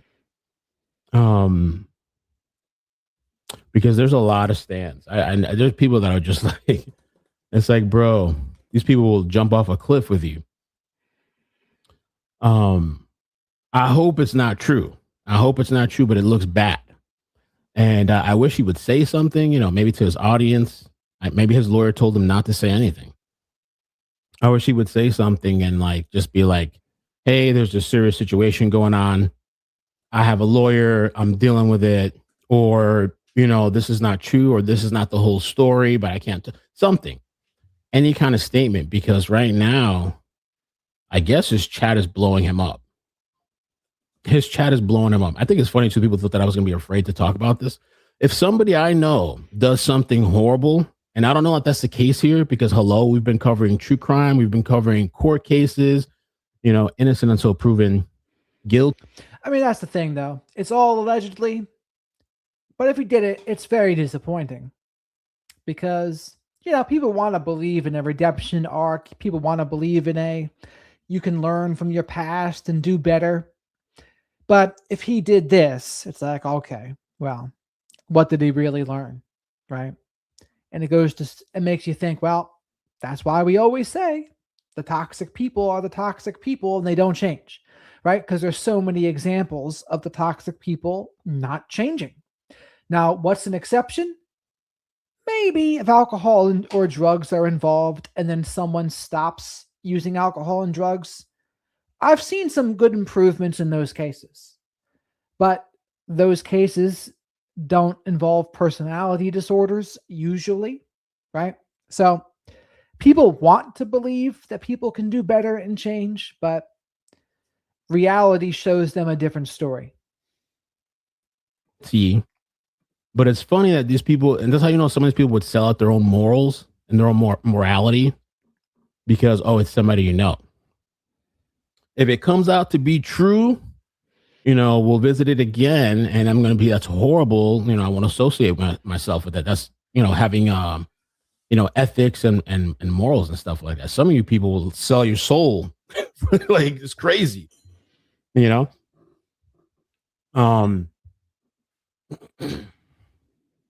and, there's a lot to this too. This whole thing, it's not just like, Tron reminds me of the Asian dude who goes, emotional damage of talking in all caps. It's not just like the Magnolia and JLR. There's like a whole bunch of stuff because there was, Brian Laundrie, Gabby Petito. Remember that? The most biggest infamous domestic violence case that we all covered. JLR was out there. A bunch of other YouTubers were out there. And at CrimeCon, not only did I meet JLR and Magnolia, which it was a very pleasant interaction with them, I also met Gabby Petito's parents. Also, remember, peeps, people have been saying that JLR has schizophrenia. Don't forget that schizophrenia can be certainly comorbid with personality disorders, narcissism, antisocial, etc. So yeah, he could also have schizophrenia, but that doesn't mean he might not have a personality disorder too. Think Nick Reiner, for example. and it was really nice meeting them. And I think I met the cousin too. And so I think it's interesting and a little telling. I think it's telling people online that are saying you're not allowed to talk about it. It's like, what's wrong with you? You can't even mention it. God forbid you utter the words. Now I understand if you're just saying the guy's guilty and he hasn't been convicted. Yeah, that's not right. That's not right. But it looks bad. And so, yeah, I've met them before. I don't think anyone's going out of their way to vilify JLR. They're reporting on the news. And the interesting part about the people saying that is the people in JLR's chat, you would have thought Tommaso definitely guilty, Luke Daly definitely guilty. The other dude in Tommaso's band is like, they had no problems vilifying any of them. Then all of a sudden, when the shoe is on the other foot, oh no, what are you doing? Innocent until proven guilty. It's like the double standards and hypocrisy is wild.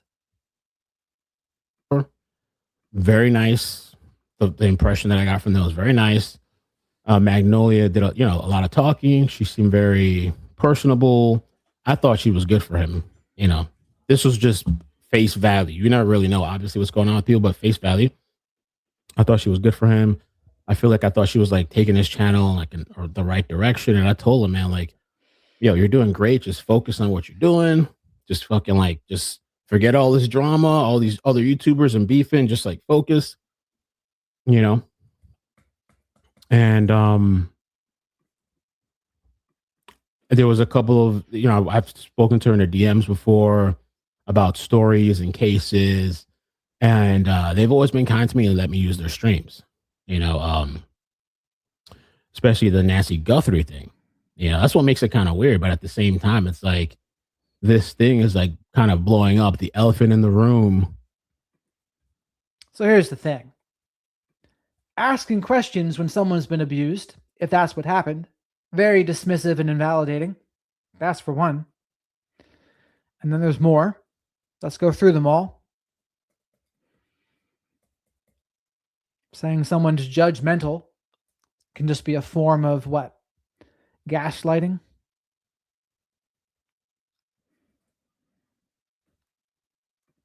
Has he been convicted yet? What is this meant to do? What is the purpose of this?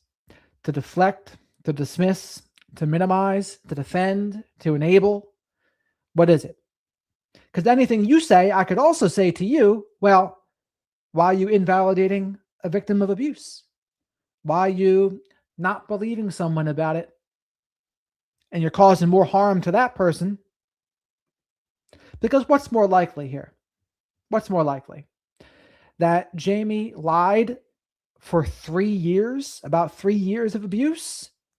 Or JLR most likely did some of this stuff? What do you think is more likely?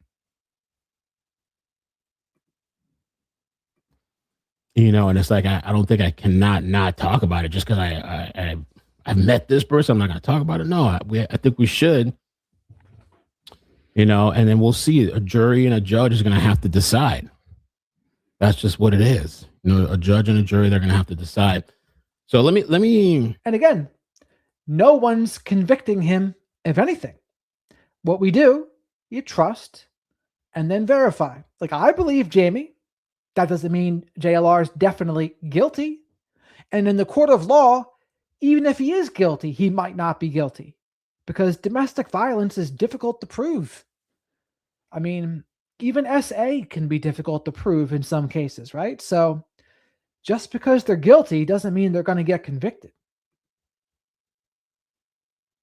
And I've heard tons of horror stories of victims of abuse trying to get protective orders, trying to get charges against their spouse, and it just doesn't work.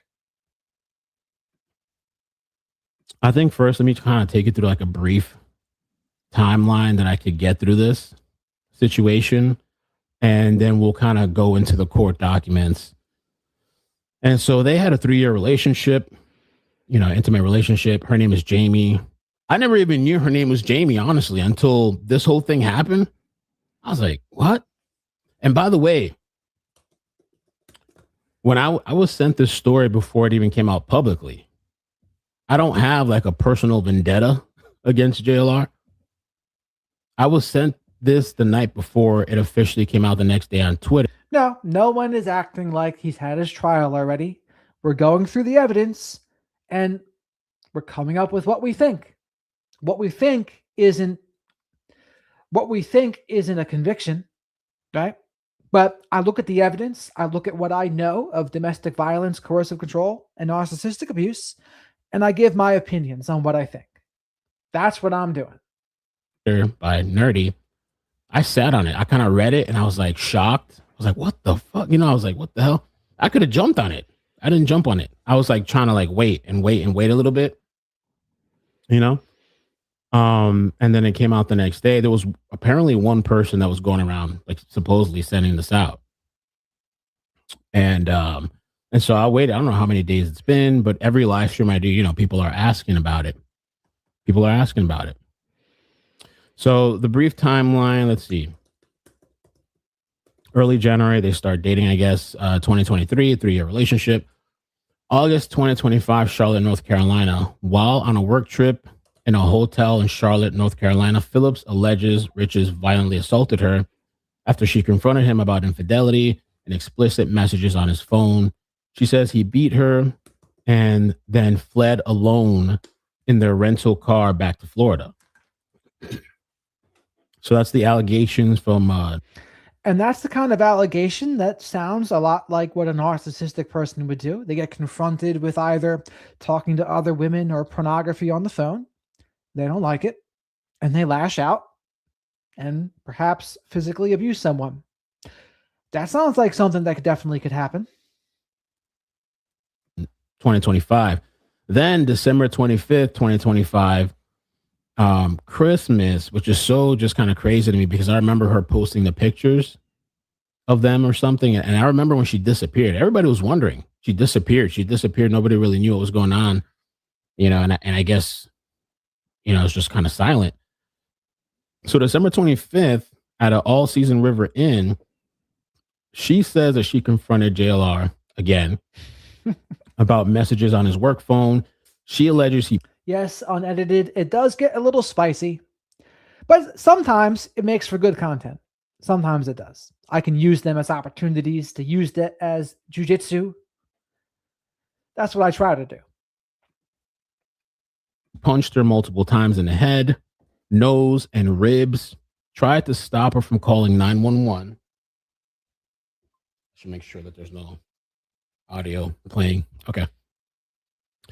So she alleges that he punched her multiple times in the head, nose, ribs, tried to stop her from calling 911, and told her, "I will effing kill you." Grabbed both the phones and their bags and fled the scenes. She believes that she lost consciousness briefly. And then I think it was the morning of, when we look at the documents, we'll get a better idea, but I think it was the morning of Christmas. The Chelan County Sheriff's Office responds to Deputy Kyle Talley. Documents visible injuries, broken nose, septum, bruising starting, black eye, rib trauma. So photos were taken. Victim was transported to the Cascade Medical Center in Leavenworth for evaluation. So those pictures and the police report said bruises, black eye, etc. But while you're here, please remember to like the video. Likes are free, and likes help me buy more Hootie snacks for Shadow the Night Owl. Many of us black sheep are night owls. That's why it's the spirit animal of the channel here.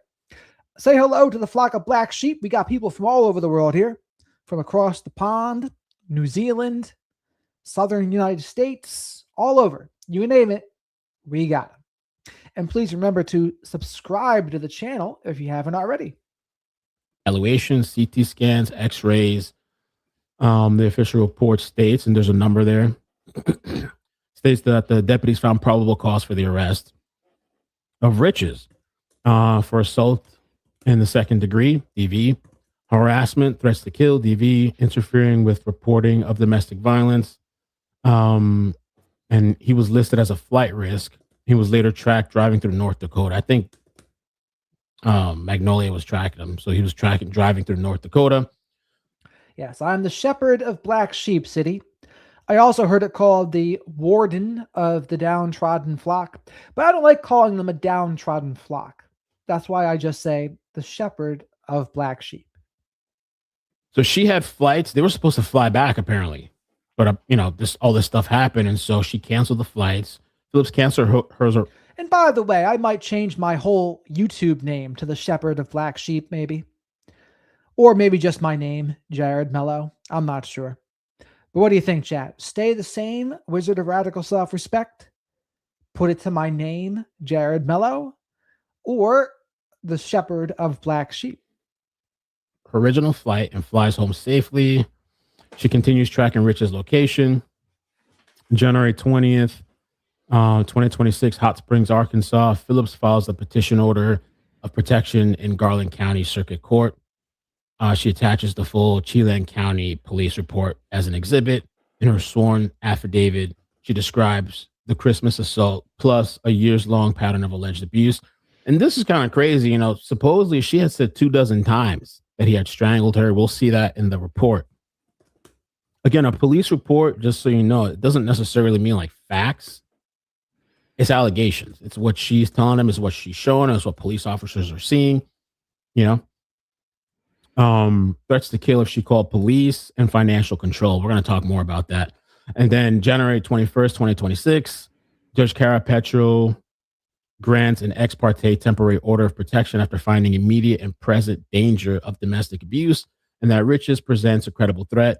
The order excludes him from her residence and prohibits contact except through attorneys. January 23rd, 2026, Port Richey, Florida. Riches is personally served in the order at his home. So he was served at his house, January 23rd. So again, keeping in mind with the timeline, because some people were saying that like, oh, she saw the money he was making with Nancy Guthrie, and she was like, let me get that money. Nancy went missing in February. So this whole situation happened before Nancy went missing, in the very least, I'm thinking like, at least I can kind of offer people clarity, at least as to what the allegations are. I'm going to show you documents. And people can decide from there. I'm going to try to present everything that's being put out there and explore. We're going to talk about the Sting thing too, the Project Veritas thing. We're going to talk about the Sting, and people were talking about the times that she posted the pictures. We're going to talk about all that. Yeah, and we talked about that in the very beginning. We talked about the Project Veritas. I don't know about the other one, though. We'll see what he says about that. And hopefully clarify what we can. And so anyway, March 3rd, Rich's attorney files a continuance because Rich's lives out of state. March 17, and this is an interesting date, there was a hearing held in Arkansas, Hot Springs, Arkansas. I was listening to Molly Golightly earlier, and she said Arkansas, which I literally busted out laughing. But she's talking about this. There's a whole slew of people that know JLR that used to like kind of be around him that are now talking about this. It's really messy. It's really messy. I'm like going to try to avoid that and just stick to this, what's coming out. So there was a hearing March 17, Garland County District Court, Hot Springs. Both Phillips and Riches appear in person. So if you think about March 17, from what I heard and what I was told, he had left Arizona. He left Arizona and kind of abruptly, people had said, and apparently I think it was for this. And so the next hearing is April 21st, 2026, 9:30 a.m., Hot Springs, Arkansas. This is like a very serious case that's probably going to go to trial. I don't know how it could not go to trial unless he pleads to like a lesser charge, or I was thinking about like, how can this get outside of like the court? So I'm like thinking like, unless he pleads to a lesser charge, or he just goes full out, we're going to go all the way to trial, and she does too. Or if he offers her like some type of settlement money, I don't know if that's possible. Hey, let's just make this go away. I don't know. I mean, he could just plan to take it all the way to trial. He's not saying nothing. I'm going to stay quiet, follow my attorney. We're going to take this all the way to court and hope that the jury doesn't find enough, Okay, so let me show you some of the court documentation. Court documentation here. So this is Chelan County Sheriff's Office, okay? Boom, boom. December 25th. That's Christmas in the morning. All right. We're just going to scroll down to where that's Jamie and that's Jonathan. Yeah, the charges are still pending. I don't know what they're pending on. That part's confusing to me too. Because there was probable cause for arrest, but they decided not to issue a warrant. That's weird to me. So this is a summary of what happened. Furthermore, portions of my involvement were recorded on audio and video. And here's the thing too. Those audio and video and body cams are probably going to come out at some point. It's probably going to come out. So people, I'm sure they're going to be looking at that. Issued by Axon Body Worn Camera. Police review the incident recording for chronological order, exact statements made, and for further information outside of this report. On 12/25 at approximately 10:21 hours, which is 10:21 a.m., Deputy K. Talley was working uniformed patrol and driving a fully marked patrol vehicle for the Chelan County Sheriff's Office. I responded to the All Seasons River Inn located at this is the hotel address, for a report of an assault. The victim reporting party identified herself as Jamie. Jamie told dispatch that she received an injury from her nose from a fight. Okay, injury from her nose from a fight last night with her boyfriend Jonathan. Rivercom also informed Jonathan had taken Jamie's phone and left last night. Okay. I arrived at the location at the same time as aid. We contacted Jamie at the main entrance door. I could visibly see bruising around Jamie's right eye, consistent with being in the early stages of a... This is the police report. This is what an officer wrote after observing Jamie, after the police were called. Black eye. I could also see a small red mark on the upper right corner of the bridge of Jamie's nose. Her nose was visibly not straight and resembled what I have observed through training and experience to be broken. So a lot of people have talked about this. She had like a broken nose. Actually, I'll show you.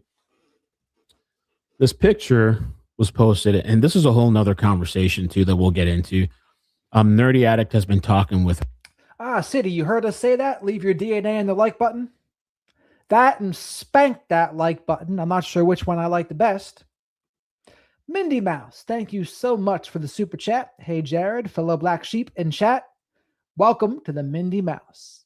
Related to Underdog and related to Mickey Mouse and Minnie Mouse, maybe. Thank you, Mindy Mouse. I appreciate your support. Super chats are a great way to get your name up there and get questions answered. Becoming a channel member gives you access to the members-only live streams. Her brother, supposedly. And I feel like the context is a little kind of like nerdy. I don't know the whole beef of these people. Nerdy was beefing with... And Mindy Mouse gifted a membership. Thank you very much, Mindy Mouse, for that. And the way YouTube gives them out is just whoever's active on the channel, it randomly gives you it. Look at this. Is this the picture? This is the picture of Jamie. Let's rewind this here. Got distracted here. No, actually, I'll show you. This picture was posted, and this is a whole nother conversation too that we'll get into. Nerdy Addict has been talking with her brother, supposedly. And I feel like the context is a little kind of like nerdy. I don't know the whole beef of these people. Nerdy was beefing with JLR for a long time, or I don't know what's happened between them. So, of course, he's like the first person to jump on this. And I had beef with this guy one time too, but it was so like, it didn't even make sense to me. I made a tweet years ago about like, should I file a police report? And this is definitely Jamie here, chat. She looks a lot different because she doesn't have the makeup on. A death threat, and he came like out of left field inserting himself. I don't even know what the hell he was talking about. He just like all pissed off, and so we cursed each other out, and that was it. I don't think it was that deep, but I don't know, so that's kind of just a little context. But that picture came out through him, and I guess through the brother, and we'll talk more about that. Okay, so Police gets there. The police have taken pictures. The police have taken pictures of her when she was at the hospital. So we haven't seen those pictures, but they're taken. And he sees the right eye. Wait, did we? Hope we didn't skip anything. Okay, no. The black eye, we talked about that in the upper right corner of Jamie's nose. She says she had to get surgery too for this. Okay, she says she had to get surgery. Supposedly, her nose was visibly not straight and resembled what I have observed through training and experience to be broken. Gemma requested we all speak in the room where her belongings were, which is Shenandoah room at this location upstairs. Jamie advised sometime between 11 and 12 last night she confronted Jonathan about things she observed on his work phone. Jamie stated it was things such as communication with other women and what she described to be, adult videos. Jamie stated when she addressed this with Jonathan, he became enraged and struck her with a closed fist multiple times on the side of her head, her nose, and her ribs. Jamie stated she grabbed her phone and began to dial 911 for help, but Jonathan saw her doing this, took her phone from her, and said, "I will effing kill you." I asked Jamie if she believed this threat to be true. She stated she believed he would kill her. Jamie stated she believes at some point she lost consciousness after the assault, but remembered Jonathan grabbing 2 bags, his personal cell phone, Jamie's cell phone, and then leaving. I asked Jamie what phone she currently had, and she stated it was Jonathan's work phone that he left behind. Jamie stated that she did not know where he went, but believed he may have taken the white Jeep Compass they rented. I observed the white Jeep Compass to be parked outside prior to making contact with Jamie. I asked Jamie if she would be willing to have her injuries photographed for documentation. Jamie agreed. Due to most of the medics on scene and myself to be male, and one of the areas of the injury requiring Jamie to lift her shirt, I asked the female medic if she would be willing to take photos of Jamie's injuries. So while they're there, the pictures are taken. We just haven't seen them. With my department issued cell phone in the bathroom of the hotel room, to which she agreed and completed. These photos will be uploaded for evidence upon completion of documenting the injuries. Jamie was transported to the Cascade Medical Center for evaluation. All right. And I'm going to get to the super chats when I have a chance. When I have a moment, I'm going to get to the super chats. I'm not even really looking at the chat. I think we'll get to that at some point. I just kind of want to try to get through what I can get through. And also, I guess context, I had to get a restraining order like a very, very long time ago against the chick that I was dating. So I'll go over this question too.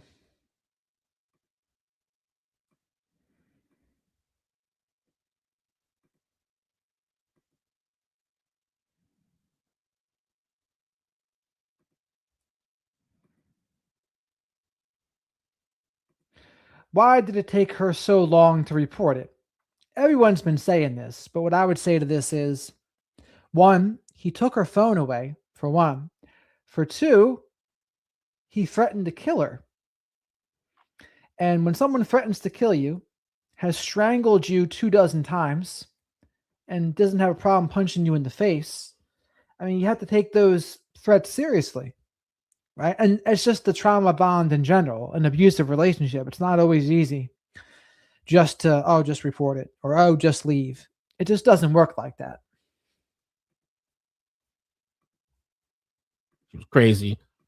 And I went through the motions. I went to the courtroom. She didn't show up. And so I was just granted, it was a year restraining order. And I've been in toxic relationships. I get it. Shit gets crazy, yelling, screaming. I mean, I've never put my hands on a woman, but I had hands put on me. And then I had another situation where, hey there, Candace. This is Icked-Mel, Icked-Mel. Check him out. Make sure you like this video while you're here, Candace. Another ex that she would get like violent, and she called the cops on herself. I think she was drunk. I told the story the other day. It's almost like unbelievable. I think she was drinking and we were arguing and she started like hitting me. Anytime I would try to like separate myself from the situation, she would get wild, start like hitting me, punching, scratching.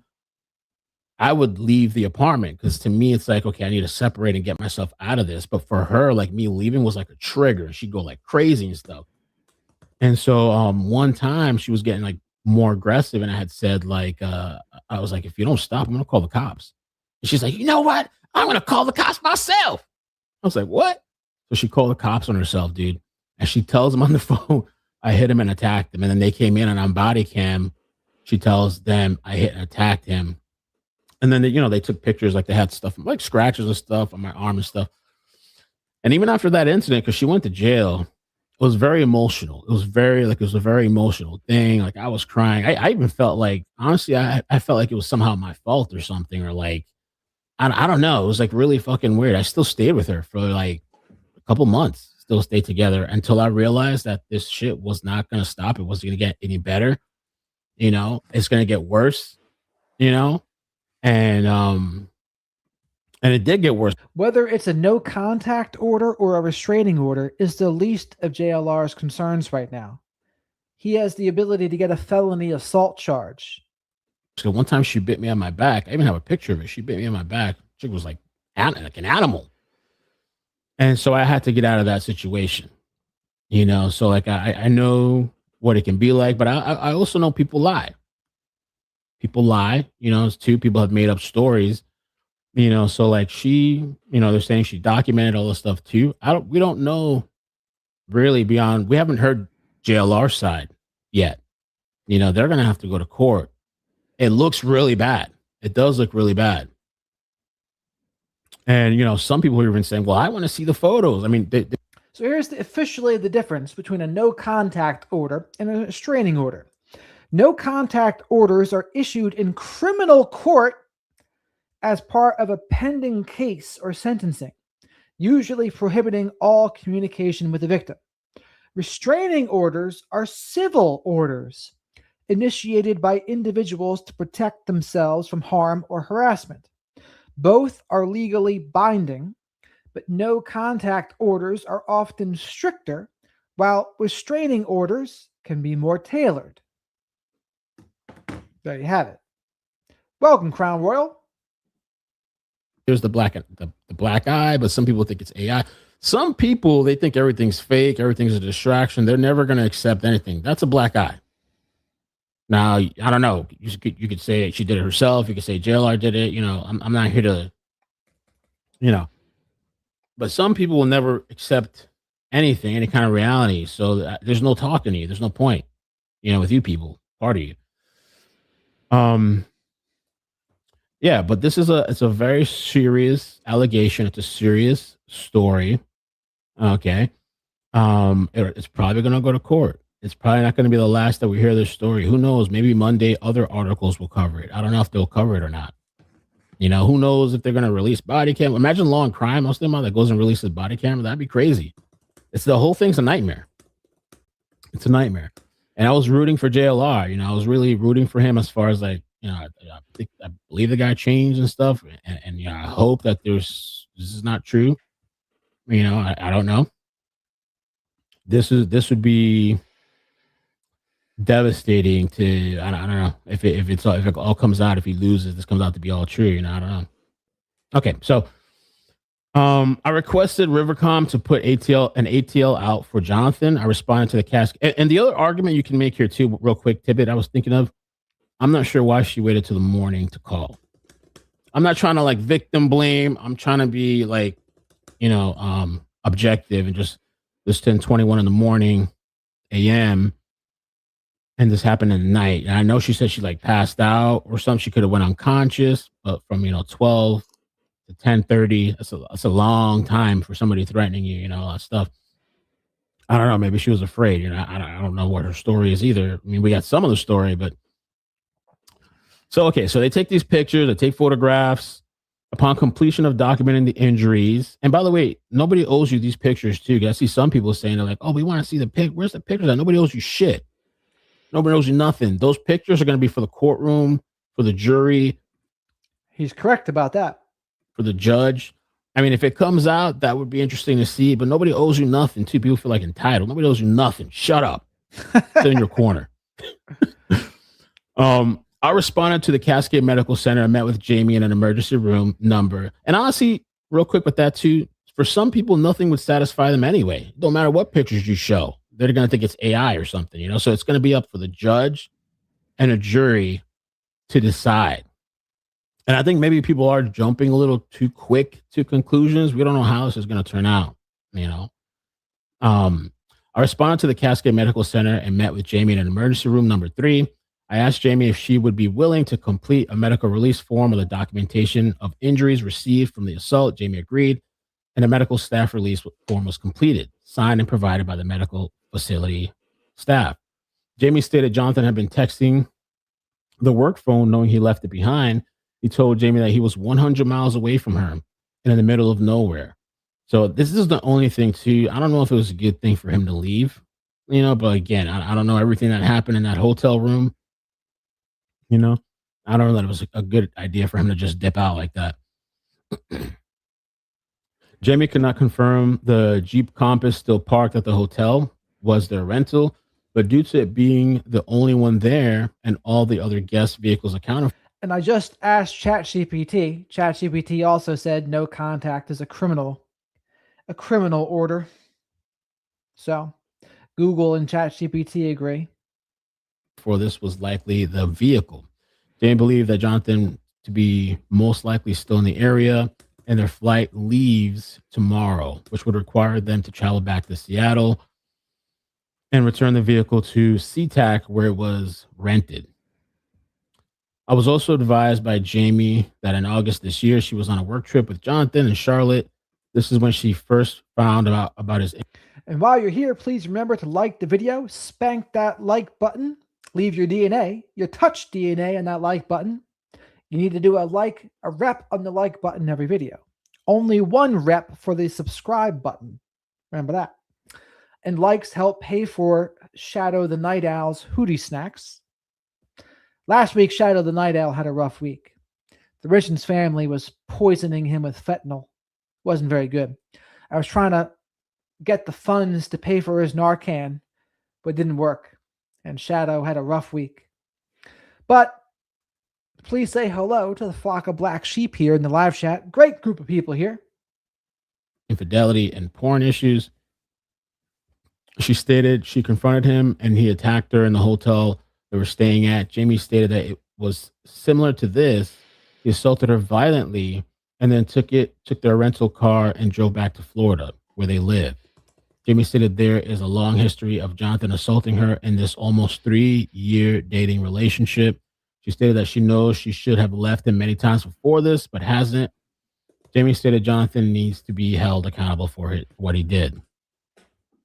After Jamie was discharged from the Cascade Medical Center, I was provided a copy of the medical documents from this visit. I provided Jamie with a courtesy ride back to her hotel room. Deputy McComas and I searched the room prior to Jamie going back into it. The on-site manager was contacted who changed the security code combinations from the front door. And for the room Jamie is staying in, it should be noted that the white Jeep Compass bearing the registration that was observed earlier was confirmed to be another guest. So they had the wrong, that wasn't JLR's car. Another guest had a Jeep Compass as well, I guess. I have probable cause to arrest Jonathan L. Riches for violating the assault in the second degree, harassment, threats to kill DV, and interfering with the reporting of. I have probable cause to arrest Jonathan L. Riches, but they didn't. Maybe just because he fled. But on December 26, 2025, I received a text message from Jamie on my department-issued cell phone that she canceled her original flight and booked the flight with a different airline and boarded without issue. On December 25th, I received a text message from Jamie on my department-issued cell phone that she was finally able to track Jonathan's location. He was traveling through North Dakota. It is something, something, something. He's driving back to Florida or to a different location. It seems like a weak thing why if there's enough for a probable cause for arrest for a felony assault charge, you're just going to let him go? That's weird to me. Traveling through North Dakota, it is not known at this time if he is driving back to Florida or at a different location. So Okay. Did the victim have firearms? No, it's just like yes or no questions. Okay. Criminal charges. So he's not charged. I don't know if these are like pending or something. Charge assault in the second degree. Booked. No. Charge harassment. Let's see. What now? Oh, it's a U-Haul chase? Oh my God. Why now? I feel like the chase gods are always like messing with me. The chase gods. Now you want to have all these weeks and shit. Now you want to have a chase? Let me see.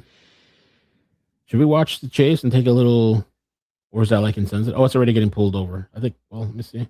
By Almonte trying to stop this U-Haul and this driver, and has now gone through Boyle Heights and now near Soto Street and East Washington Boulevard.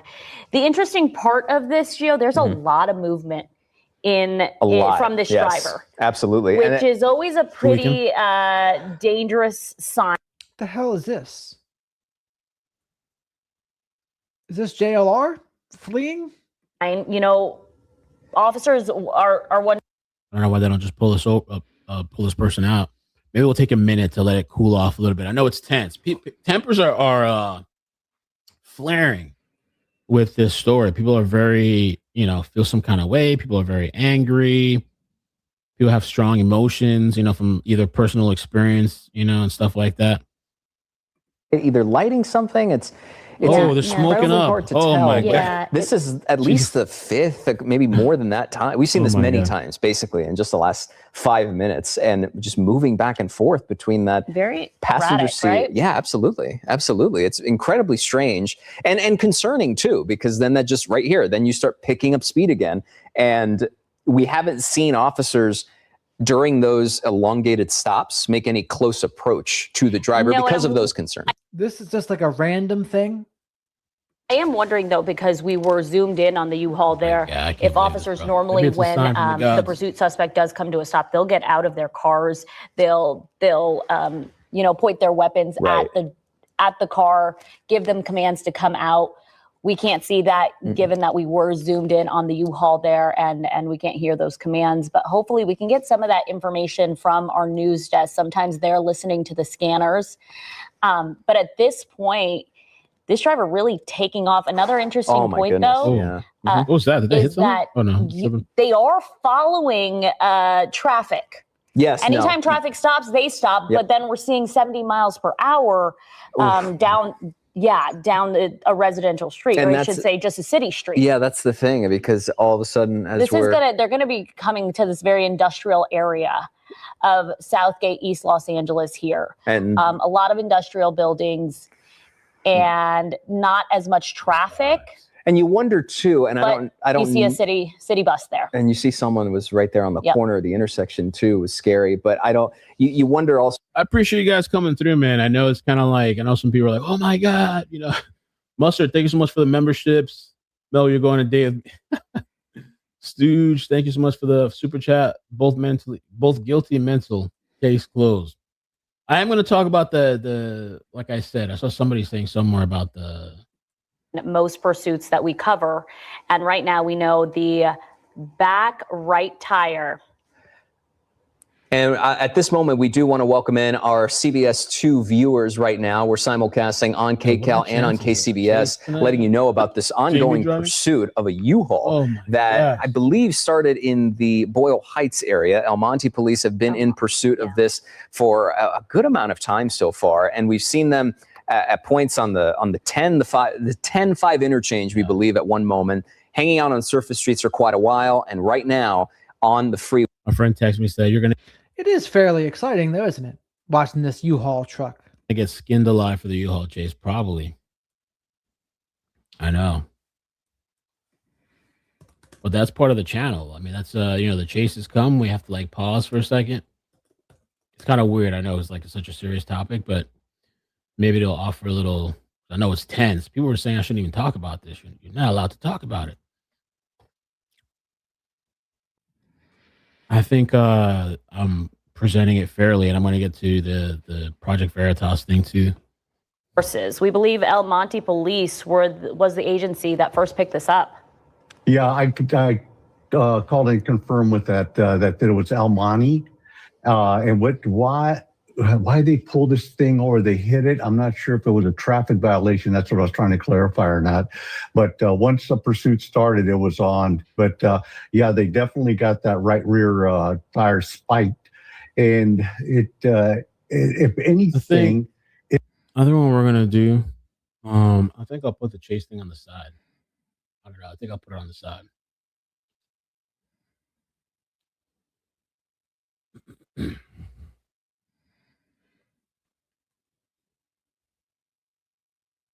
Which one's live? I was earlier. All right. Yeah, I think we'll do it on the side. I'm thinking, and keep going on with this.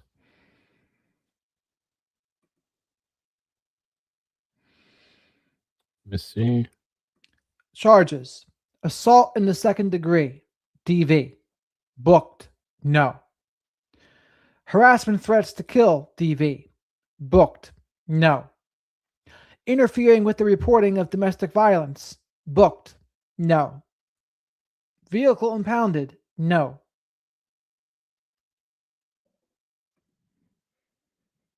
Just keep it like that, I guess. I don't know. It's too small. Something like that. Just kind of keep an eye. But okay, we're done with this document. I wanted to get to another document. Some details. Additional requests. And we went over this, the first one. Gavin Fish went over it with us.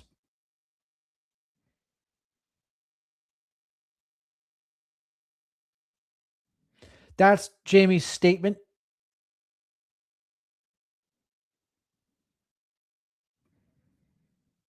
Also, she tweeted out, I thought maybe she didn't have control of her account anymore.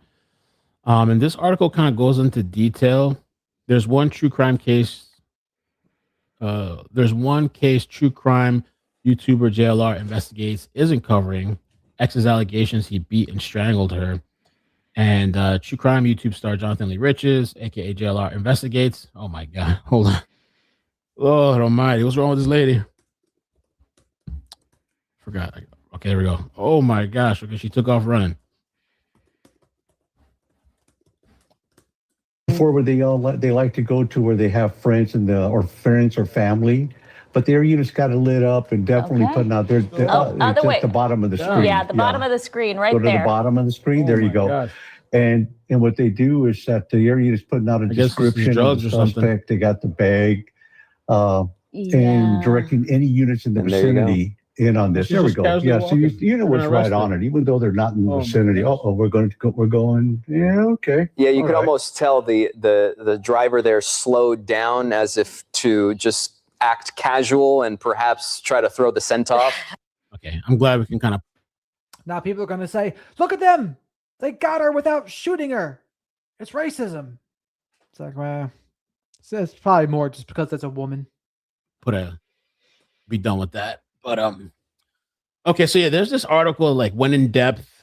I read it when it came out. I was like, oh shit, mainstream, which I'm not surprised because I feel like JLR got so much attention with Nancy Guthrie. I think it's probably one of his biggest cases, man. Biggest cases, probably on his channel. It's just crazy to come to where he's gone to, where he's come to, and then this happened. It's just horrible. It's horrible. It's horrible. It's horrible. I mean, it's life-changing. And I don't understand, the allegations too. I just to me, it's like, why would you risk that, if he did do that? We don't know that he did, but if he did, why would he risk that? Like when you're going to the top, you're making all this money, your life is changing, you turn your life around. Why risk that? Doesn't make sense to me. I don't know. Let me put this away now. Let me get the chat back up. I don't know if I want to look at the chat, but let me get the chat back up. Okay, so yeah, this article came out. It was kind of crazy. He allegedly accused of beating her, strangling her, threatening her. We talked about the petition. The whole convicted felon, 10 years in federal prison over credit card fraud scheme. We know about that stuff. He wrote a book about that. He's talked about that publicly, openly. I wonder if that could affect this potential case coming up now.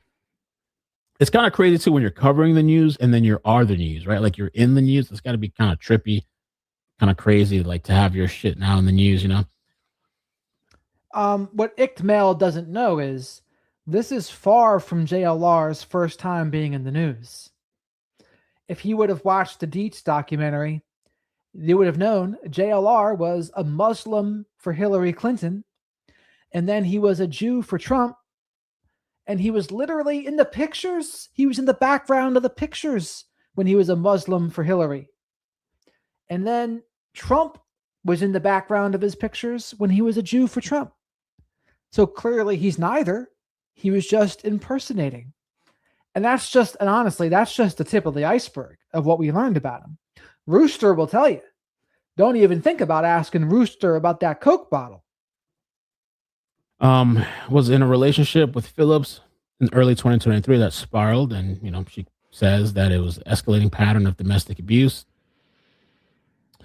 According to the handwritten affidavit, Phillips says she had extreme injuries, including broken nose, septum, significant trauma, ribs.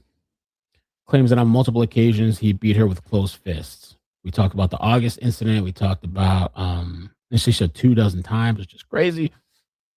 She alleges ongoing harassment after the Christmas incident, which took place in Washington, including threats, intimidation, financial abuse. On January 21st, 2026, the court issued an order of protection, finding there was sufficient evidence Phillips faced an immediate and present danger of domestic abuse. Richards has not responded to the allegations. He and his lawyer, so he has a lawyer. His lawyer is probably telling him not to talk about this, I guess, I feel like, what would you do if you were in his situation? Would you respond to this or not? You probably don't say anything until your court date. I wouldn't trust him to say the right things. If I'm his defense lawyer, I say, nah, you use your right to remain silent until then. The only exception would be if you know you're completely innocent, then maybe you say that. I don't know. What do you think, chat? Should he say something, or should he just remain silent until his court date? So press 1 if you think he should say something. Press 2 if you think, no, he should remain silent until his court date. So 1, he should say something. 2, stay silent until his court date. If you were being accused of something like this and you had this huge YouTube channel, would you respond or not? It's like one of those things, almost like if damned if you do, damned if you don't. I think maybe. Because if he acknowledges and says something on his channel, people that don't have any idea what's going on are now going to know what's going on. But at the same time, from what people have been telling me, they're saying his chat's getting blown up. His chat is getting blown up, blown a lot of people. People are unsubscribing. So it's affecting his business. It's affecting his YouTube page. So at what point do you say something? Or at what point do you have the lawyer put out a statement? The lawyer could put out something professional. Hey, my client, whatever is being said is not true, or my client has an upcoming court date. Please don't rush to conclusions. If I was him, I'd push the attorney like, motherfucker, you need to go put out a statement, something, just whatever. Like, we're dealing with the situation. I don't know. What do you think? Or you'd wait?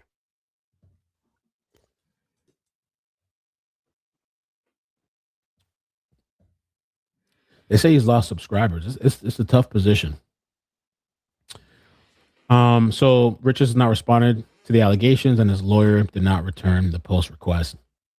I did give him a heads up the night that I was sent the information. I DM'd him and I was like, I don't have his personal phone number. Like, people act like we hang out and we talk on the phone all the time. I've met him one time. I feel like I feel like he changed his life. I don't know now. We'll have to see. So again, the New York Post says, look at how they covered the story. Phillips herself has a colorful past, having been accused in 2017 of fabricating a story about being impregnated by Alabama Senate candidate Roy Moore as a teenager, which she tried to get to the Washington Post to run. And again, That's a little bit of a different framing, right, than what we saw the Washington Post say. The Washington Post said, actually, she was working with Project Veritas, and there was an entrapment thing. They were trying to trick the Washington Post into saying things on camera while they didn't know they were being recorded. Things like, I guarantee Roy Moore will not win if this is released. And then Project Veritas was going to use that against the Washington Post to say, see, look at how corrupt they are. Look at Jeff Bezos's media. Look at how stupid and corrupt these lefties are. So it was part of that kind of thing. That's a little bit different than a straight up false SA charge, if you ask me. That's more like she was complicit in Project Veritas's scheme. And I use his streams during Cavalcante, and then I use his streams during Nancy Guthrie, and I've redirected people there.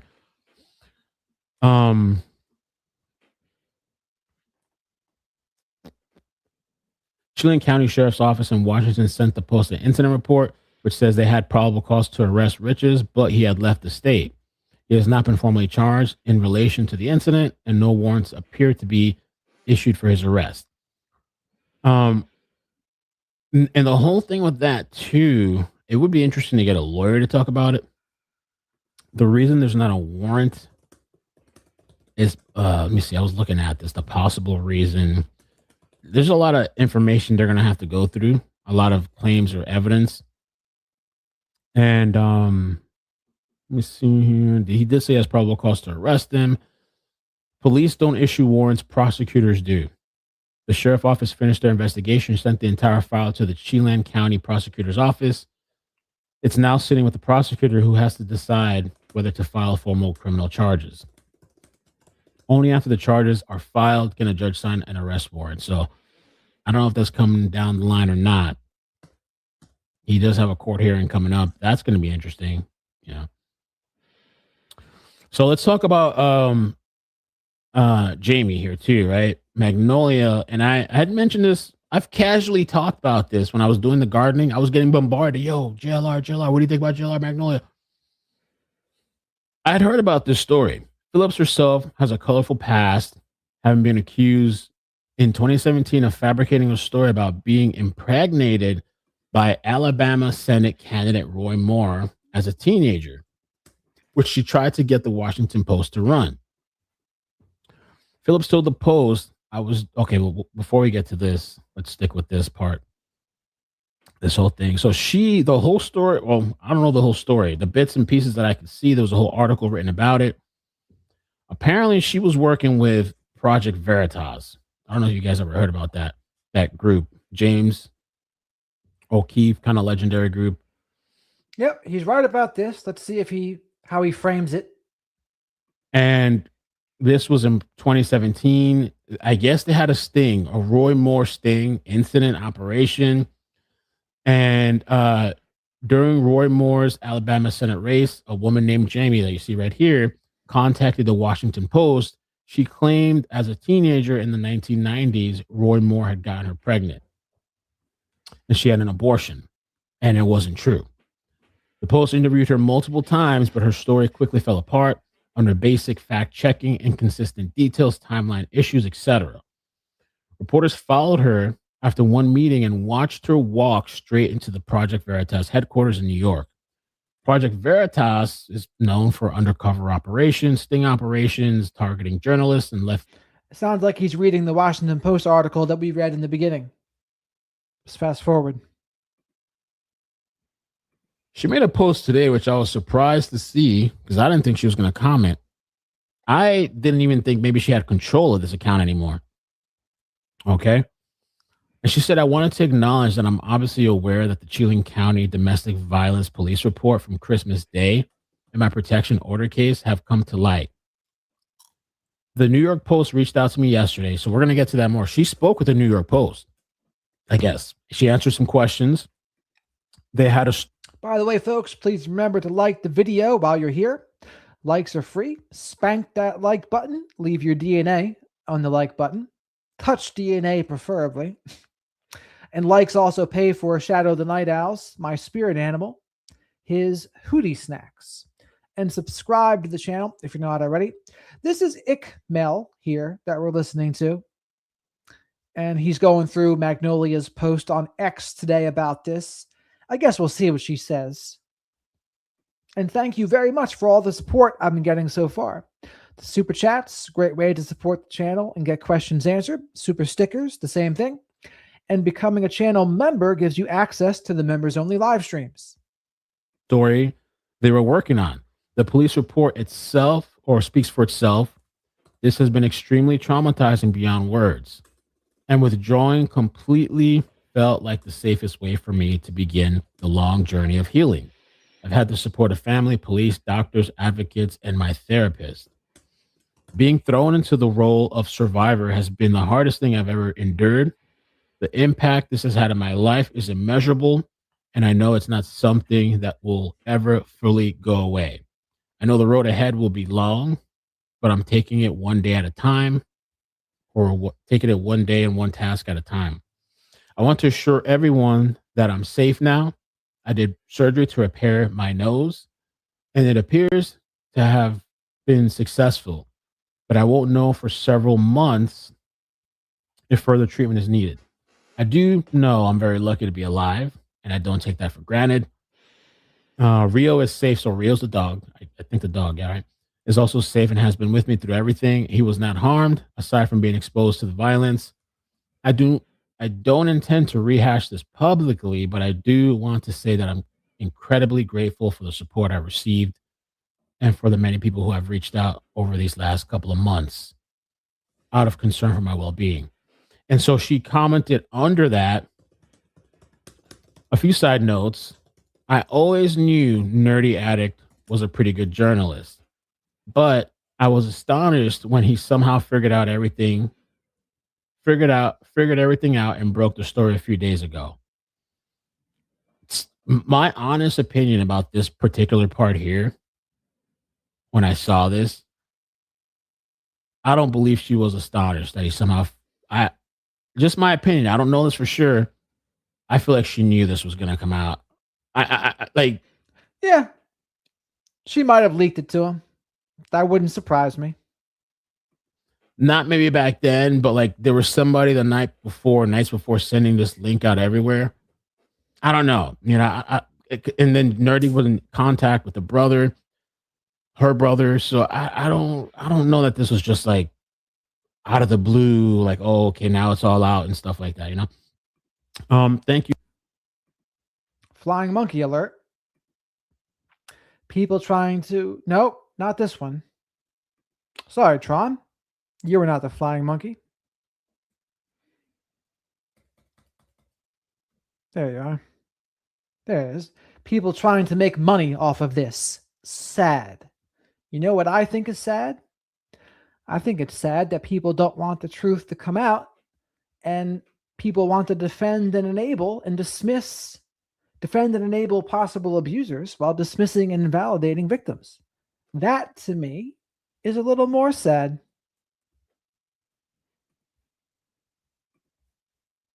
Matt Blank for giving me the heads up. I hope to tell my story on my own terms one day, but Nerdy beat me to it. My hat's off to you, sir. As I was blindsided as I was, I have to say I was impressed. You are very thorough. This to me also, again, I'm just speculating. I don't know if this, because since Nerdy and that's the warning for everyone watching. If you're thinking about being a flying monkey, I'm going to do like a flying monkey red alert, like Planet of the Apes. I'm like, I hate every ape I see, from chimpanzee to chimpanzee. If you know what that's from, and JLR, and if you know what that's from, you get an A+ for the day. I've been beefing for a long time. I don't know if this is kind of like to piss off JLR or something, or kind of, I don't know. I disabled the app back in January during the acute shock phase, and that's why I've never changed my profile. Working on it now. They changed the DM part of this app since then. So if you're someone who has DM'd me since then, I haven't seen it. I'm not ashamed of my time at Project Veritas, and I never will be. I love my Project Veritas family, and I always will. One outlandish failed operation over the years of great work is part of the job of an undercover journalist. Over the last month, I've been working on starting my own business, and I'll have more to say on that later. So this was her official reply. And the one thing that I'm seeing a lot of people hold on her, I don't know if JLR's lawyer could bring this up and try to be like, well, she fabricated the story back then in 2017. I mean, it was a long time ago. I understand I guess that's what Project Veritas does, but I just wonder if this is something maybe they could try to be like, she's making this up about me too. People have already tried to do that. But I would say that wasn't a straight up false allegation. Like I said, it wasn't like a normal case of it. It was more like a political hit. That's more like what it was in that case, because she was working with Project Veritas. They were trying to entrap the Washington Post into saying something that they could use against them later. That's a little bit different. It's still not good, don't get me wrong. It's pretty slimy that that's what Project Veritas was even doing, and slimy that she was okay with it. But again, that can be true, that was slimy, and it can also be true she's telling the truth now, right? Both of those things can be true at the same time. I mean, the thing is, the injuries are pretty significant. That's being reported, and we saw the black eye. Unless you're saying she hit herself and did all this damage to herself, I don't know. I really don't know.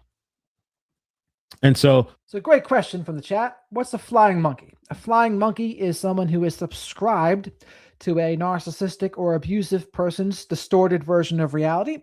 They are on their team. They defend them and enable them. And they commit abuse by proxy.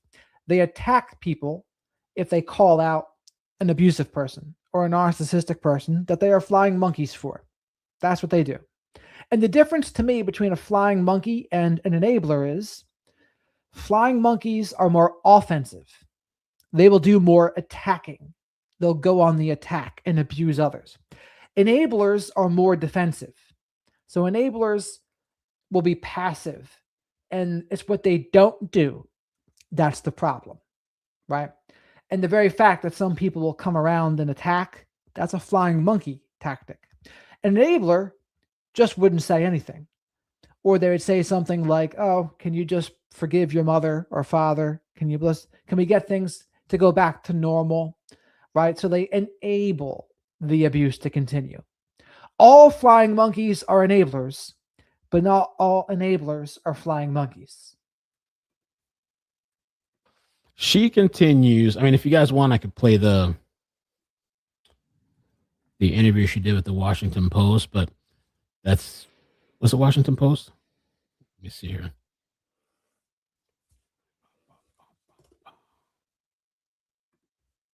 Yeah, it was sent to me the other day. There was a whole article that was done back then.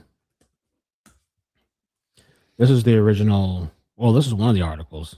Washington Post says it failed apparent sting by James O'Keefe activist group.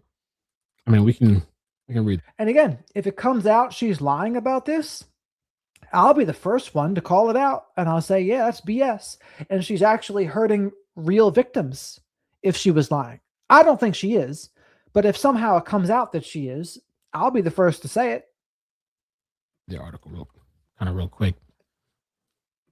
This is what everybody's talking about. When people are saying she lied before, she lied about a man and the pregnancy stuff.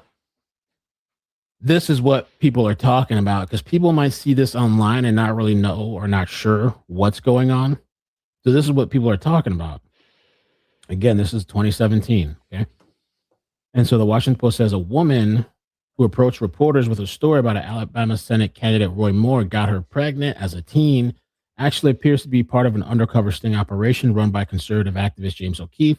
Suspicions, the newspaper says, were confirmed when the woman was spotted walking into the offices of Project Veritas on Monday.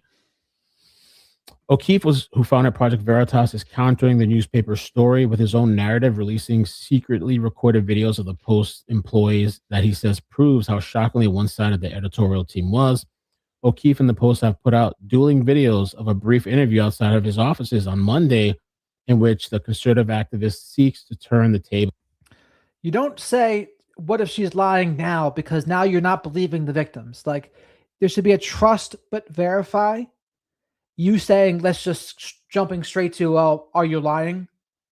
That's invalidating and dismissive for sure. That's not how even charges work.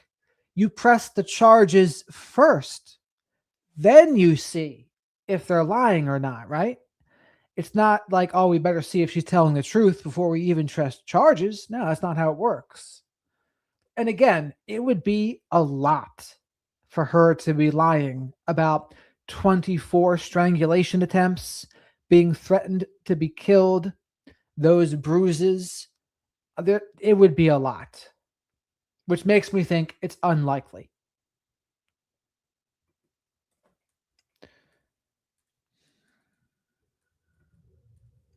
Tim, thank you very much for the super sticker, my man. I appreciate your support. A great member of the flock of black sheep here.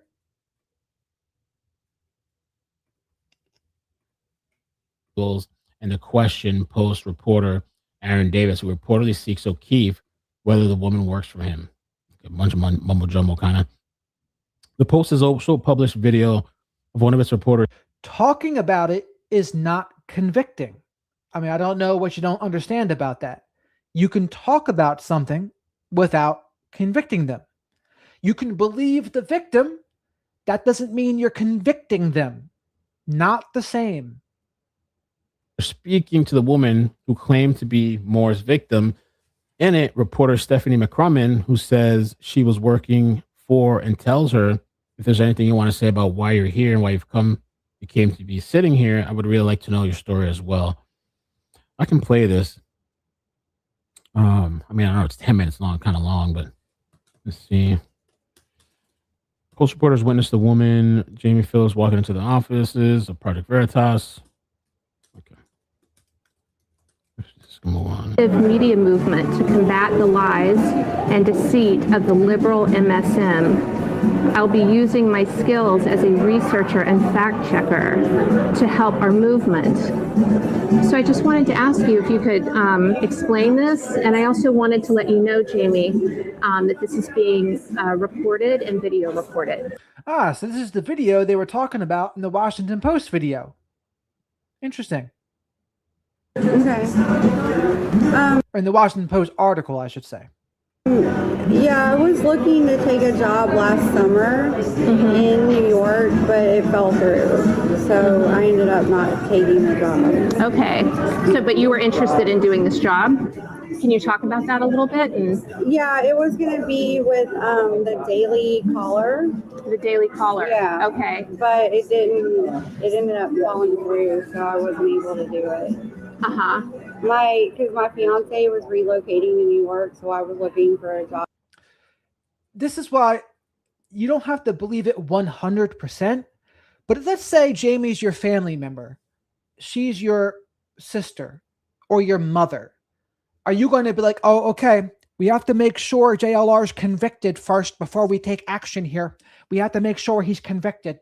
No, you're going to get her out of there and try to make sure she's safe. You're not going to wait for him to be convicted. You're going to believe her and you're going to take action. That's what you're going to do. To go with him. And it didn't work out. So I ended up just staying doing what I was doing at the time. And what was your interest in working for the Daily Caller? I like their stories, and I thought that I would be good at doing research and stuff like that. Because just based on my background with the mortgage business, like that's pretty much all I do all day is like research things. You know, so yeah. But it didn't pan out for me. So yeah. And that's the thing. But you're acting like believing her is convicting him. That is not what it means. No one else is going to have, like, you're going to take action and you're going to talk. You're going to do what you can to save somebody. You can't wait for conviction to do anything. Like that's just not how it works.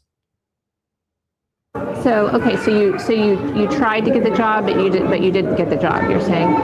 No, I went through the interview process and I thought that it was going to go well. Like I had a good feeling about it, but then like at the last minute, I didn't get the job. So. Okay. And so who was the person that you interviewed with? It was a lady named Kathy. What was her last name? Johnson. Kathy Johnson. And where was it? In the New York area.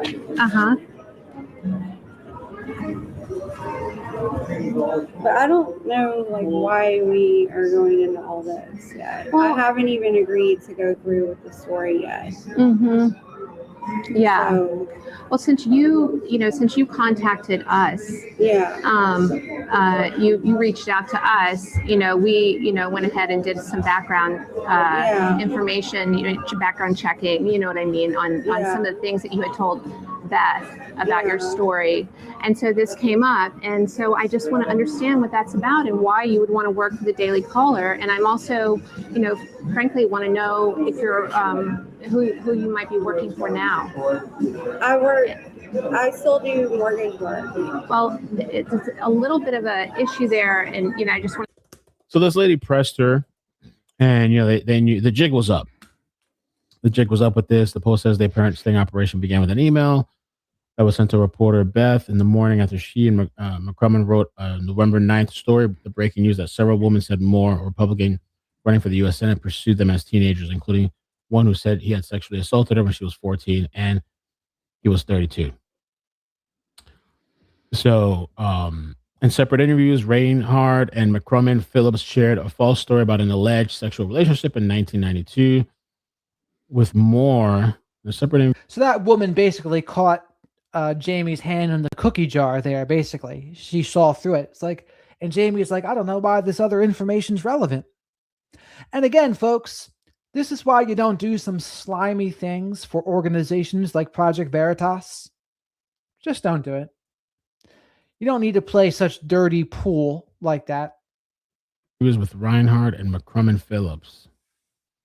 That led to an abortion when she was 15. The Post says this newspaper adds that Phillips also tried to get the journalist to say whether her allegations might sink the political prospects of Moore, who left a controversial career as a judge to embark on what has become an even more controversial senatorial campaign. And Heather, that's a good thing to bring up too, the Johnny Depp Amber Heard thing. Here's my thing about Amber Heard. I just always had the sense that she was off. I wouldn't even thought borderline. She could be narcissistic, I would say. But you know how you can tell, like in a couple, someone's wearing the pants and someone's not? I always got the impression she's wearing the pants. Even though Johnny Depp is more famous and is richer than her, I think Johnny Depp's issue was more like addictions, I think. He might have been more of, I kind of always thought Johnny Depp might have been a male borderline. But don't forget, male borderlines can also be abused. So that's the thing.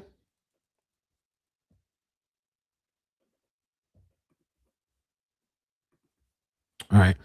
So I wanted to show that too, because yeah, and I agree with that, Kat. I mean, Johnny Depp certainly not. He was no angel. He was certainly toxic. I just think, like you said, I think she was worse.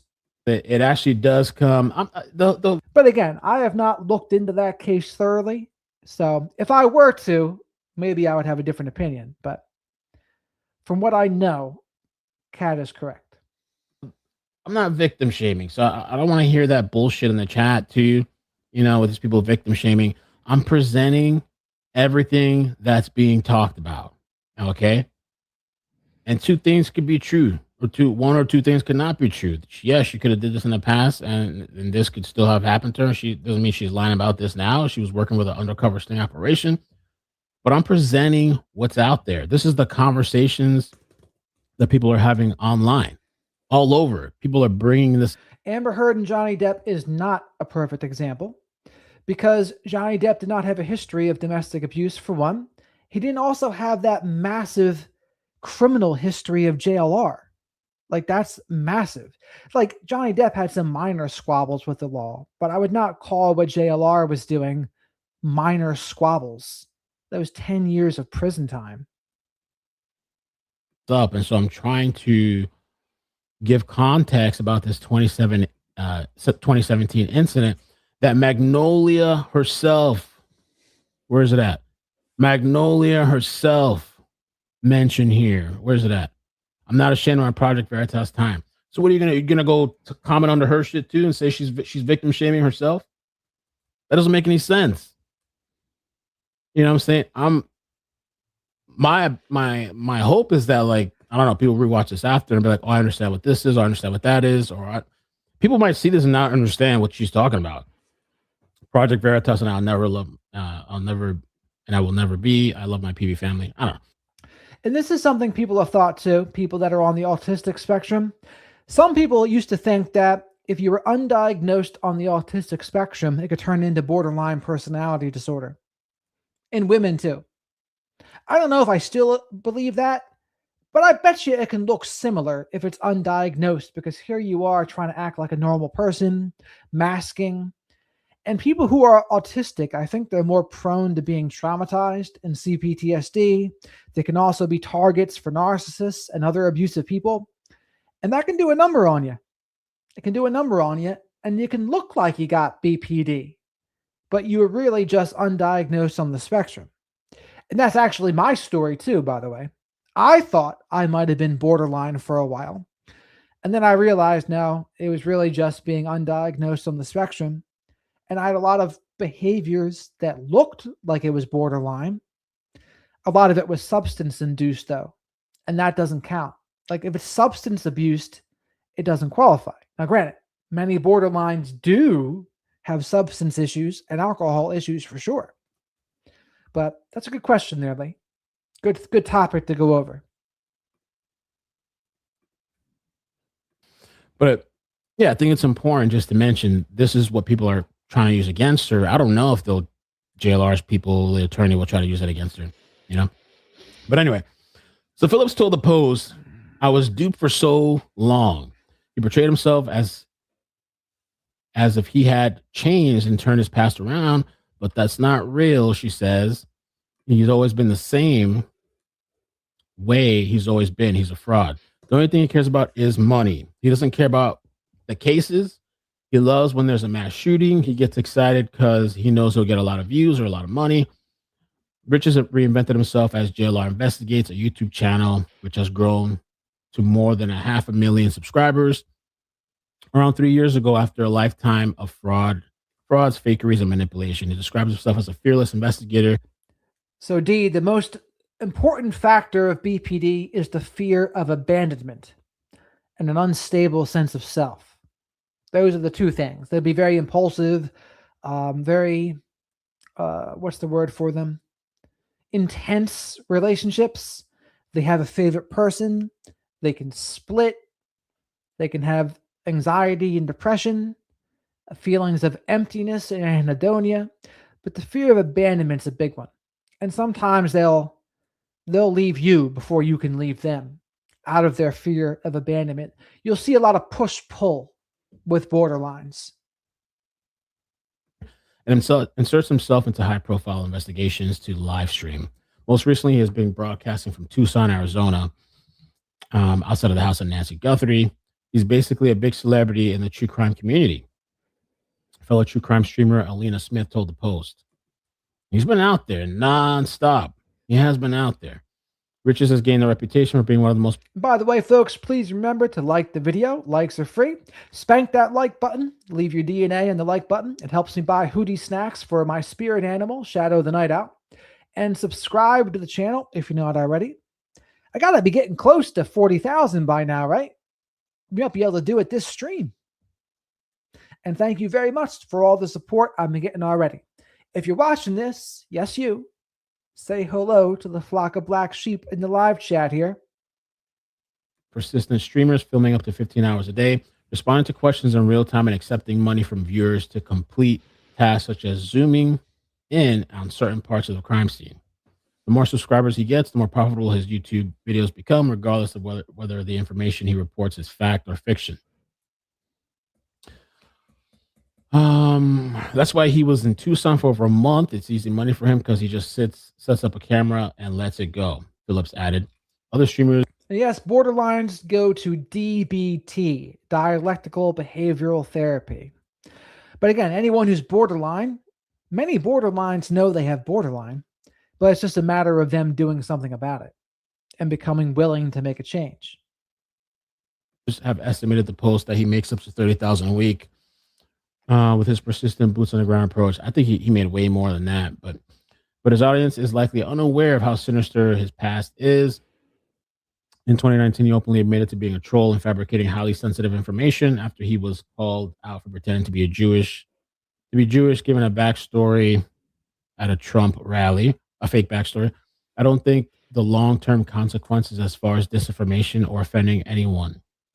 I don't think about the long-term consequences as far as disinformation or offending anyone. Richard said, I guess, to the Huffington Post in 2019. I mean, he has experience with media. He's been in the news. He's been talked with media. He's been in locked up before. I guess this is not really, it's not like his first rodeo, being under fire or taking heat and stuff like that. The disinformation that I want, I can put out there. The next mass shooting, before they identify the shooter, I can set up like 10 Twitter accounts looking like news sites and then create whoever I want as a shooter. What? Vulnerable, gullible people will see that. They think it's from a news site, and then they will copy it and tweet it out.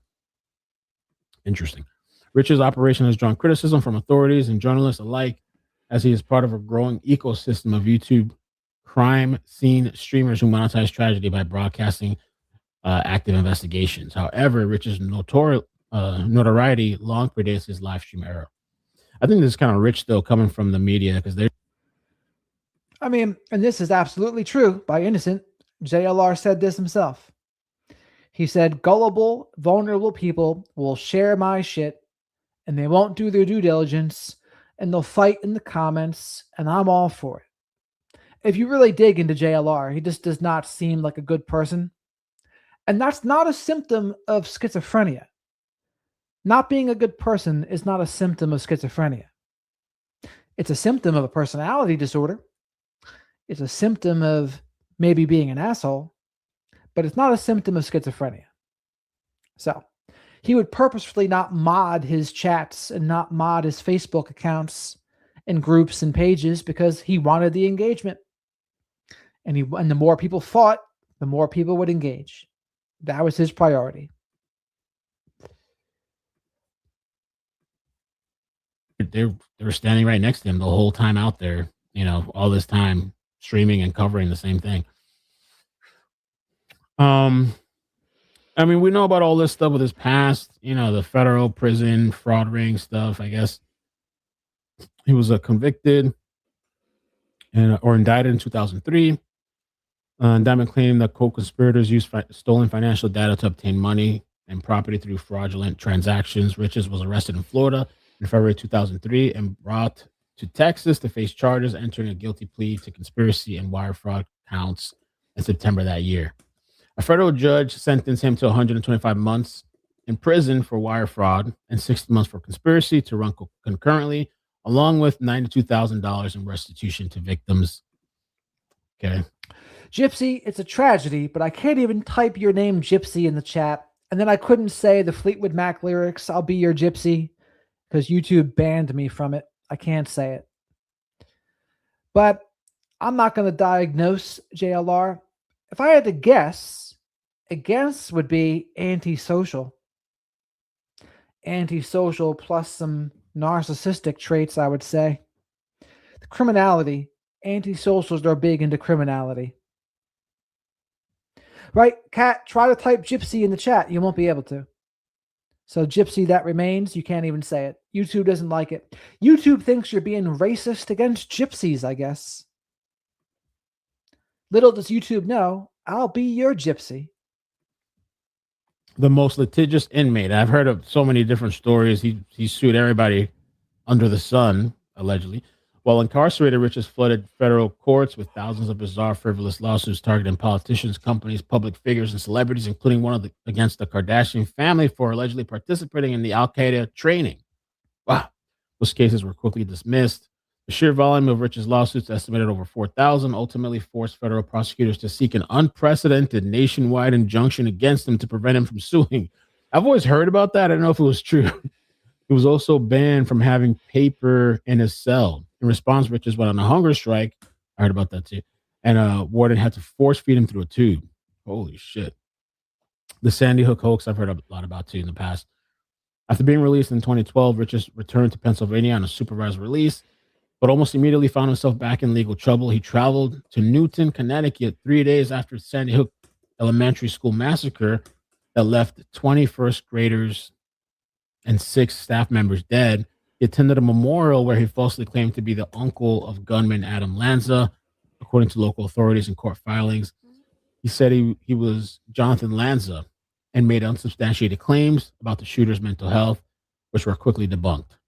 I've heard about that too in the past. 3 days later, Richards posted a YouTube video of the trip, which he attempted to approach Lanza's home before being stopped by a police blockade. He said, "We're truth seekers and we're going to find out why Adam was mind controlled and manipulated to go in and allegedly shoot little kids in Sandy Hook Elementary School and why this happened," Richards said in the clip, as reported by the New Haven Register. A few weeks later, Richards found himself back behind bars for violating terms of his probation by crossing state lines. From there, his phony lawsuits kept coming. In March 2016, he filed a civil lawsuit against Representative Gabriel Giffords, posing as the man who shot her and killed 6 people several years earlier. According to the criminal complaint, he posed as Jared Launer, the gunman who tried to assassinate Giffords. The complaint sought $25 million. Richards pleaded guilty to a charge of making false statements, according to court records, and was sentenced to 5 years. He later told an Arizona Republic that he filed the fake lawsuit as a joke to entertain himself in prison. Richards was released from federal prison in May 2016, according to the Bureau of Prisons Inmate Locator. However, his headline-grabbing stunts and questionable antics continued to evolve. Okay, he has a long-ass history. Oh, no matter. Live stream investigator. So we know all this recent stuff. Hey, what happened here? This whole... One such incident, a business card was left on Nancy Guthrie's front door. Richards told his viewers that she might have been at the center of the active elder abuse case prior to her disappearance. The card was from a case manager for Arizona Adult Protective Services Division, who later confirmed it was dropped by after she was reported missing, which I think that whole thing was weird. I think that was good to question that. I thought the whole thing was weird. Like this lady this adult protective services person just like walked over the blood of the crime scene and just like, "Oh, I'm not sure where you are, but contact us." Just stepped over all this stuff and left. I don't know. It's all weird, but I guess he was the biggest one streaming out there, so everything he said was, highlighted.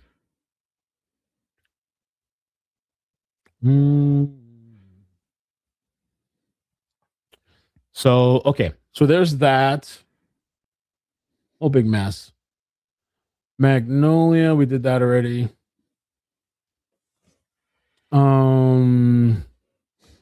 Again, when people, like some people in the chat were saying, "Mel, you're victim shaming," again, I feel I've been very fair, and there's a reason why I mentioned Hex, stop antagonizing people. We're going to talk about it. It doesn't mean he's convicted. Period. If you go on about it more, you will be removed.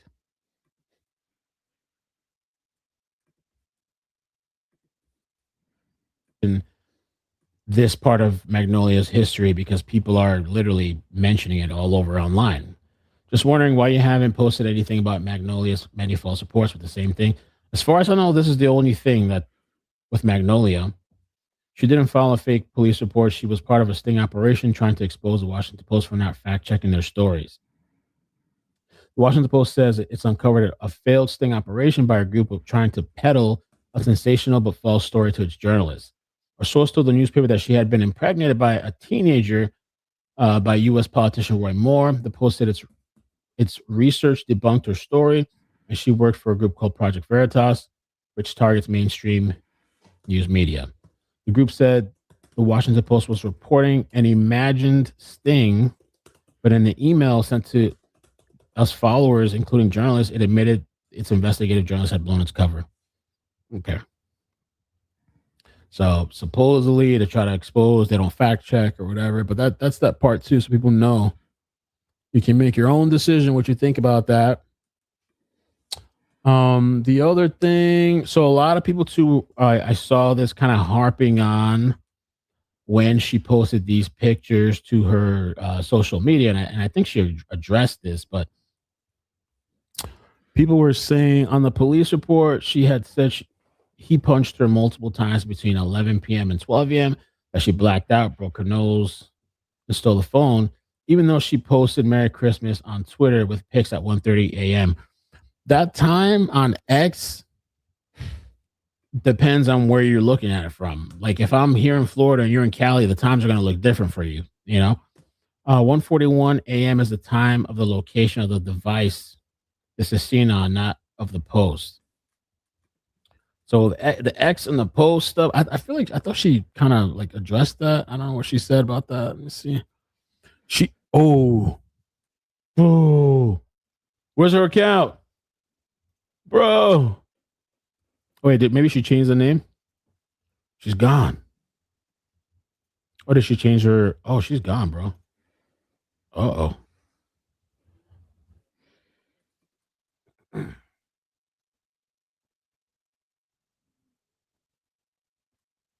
Yeah, I think she's gone, bro. Oh, no, she changed her account, her ad account. Hold on. Maybe it's new, though. Let me see. Oh, she changed her account thing. Okay, here we go. I was like, oh shit. So her previous account was, I want to show you guys this without all this crap on the top of the screen. I was trying to be fancy, but let's take away this crap. So her name was Magnolia JLR, and some people were wondering about that, like, when are you going to change that? So I guess she updated it. This is the new thing. Magnolia X Rio. That's the new thing. And so she had replied to a lot of comments. Before I jumped on the live stream, I was checking. So, chat, how popular is Magnolia really? That's what I'm curious about. Should we check her X like he's doing? And I'll just go through it myself? Maybe? She had jumped on a lot of, kind of, replied. And so the whole thing with the picture thing, she says, yes, my post would have been at 12:24, 11:41. If I were her, I wouldn't be doing this. I wouldn't be engaging with. There are people that are just going to try to find ways to discredit her. I would think that's what they're going to try to do. No, some, not everyone, of course, but some. 1 p.m. local time in Washington. Everything happened not long after that. But I didn't have my phone anymore, so the best we could do is narrow down the time was around midnight. So, the internet's going to do what it does, too. This stuff is public. This is public record. This is not like no secret files that I'm finding or that's like a secret thing. It's public record. It's public record. It's already in the news. This is not like some type of like, oh, damn, like this, they're kind of like, where are they getting this from? It's public. And so it's really unfortunate to see whatever happened with these two come to such an extreme level where it's like, in the news, it's like now we're going to have to go to court and stuff. It's really unfortunate. I don't take joy in any of this either. Flying monkey alert. Troy McClure. What do you see here, Troy McClure? Oh no, I see a flying monkey. You don't say. Dr. Zayas. Dr. Zayas would say, he goes, Troy McClure, you're fat and lazy. Where's the thing go? I forget. He goes, you are disgusting to me. You used and fed off of JLR's feed. I only think I might have watched JLR's feed for 2 minutes, maybe one day. But we didn't really go over him. More Brian Netton and Ashley Banfield and Maureen O'Connell fans around here. Thank you.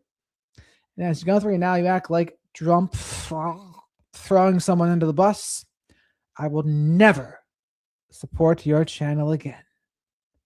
Puke. Ducks gone wild. Where's some good old duck hunting when you need it?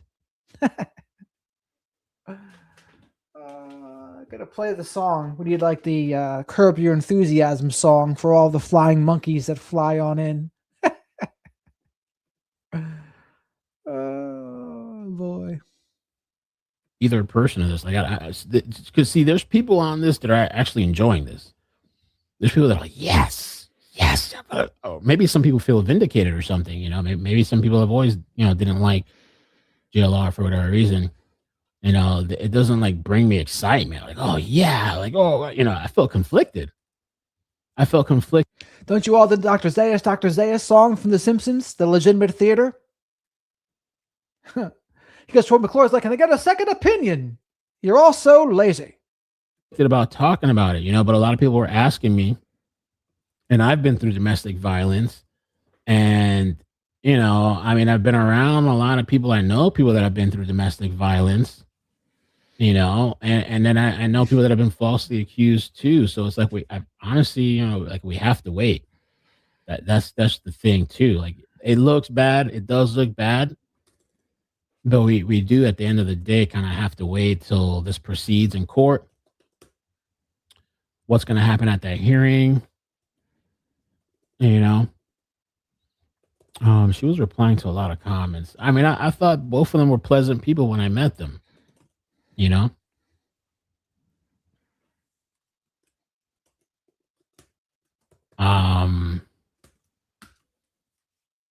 So it's awkward. It's awkward to see this, the people that I met, and then for JLR, nothing excuses hitting somebody. So I don't know if he did that or not. It's not looking good. But just thinking of like how far he's come along with his YouTube.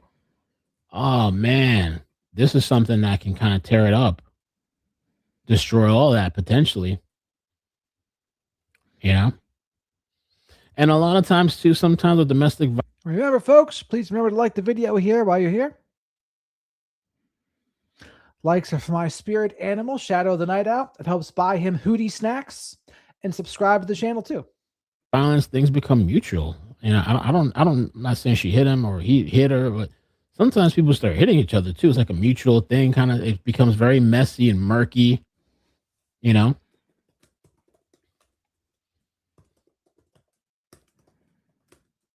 Very, very unfortunate situation, because he could just keep blowing up with his YouTube stuff and just stay away from all this shit, All right, let me see the super chats. I don't know if there's any other parts.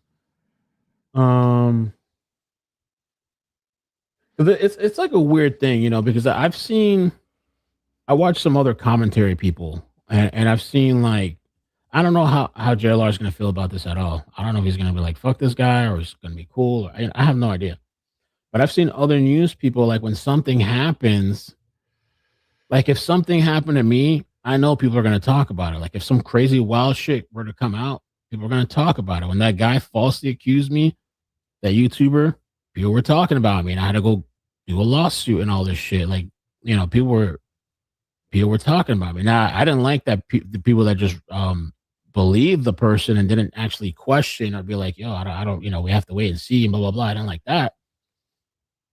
But of course, I know if some crazy, you don't think these people are waiting for something to happen for me? Like the moment some shit ever happens, you don't think these people are going to light my ass up? I'm not saying JLR, but yeah, I felt like a little conflicted, but I also felt like, so JLR can't talk. And I don't know, Magnolia's limited conversation, and this is coming out. It's probably going to come out more in the news, maybe. Be on the New York Post. I don't know. I would think so. I think maybe Monday. When did this come out? Was it Friday that this came out? Like on the New York Post? I feel like Friday, the weekend, the news is like late. Monday, maybe they cover it. Or maybe they don't want to touch it. I don't know. I feel like with JLR, they kind of have a hard on because of the story, the Nancy Guthrie story,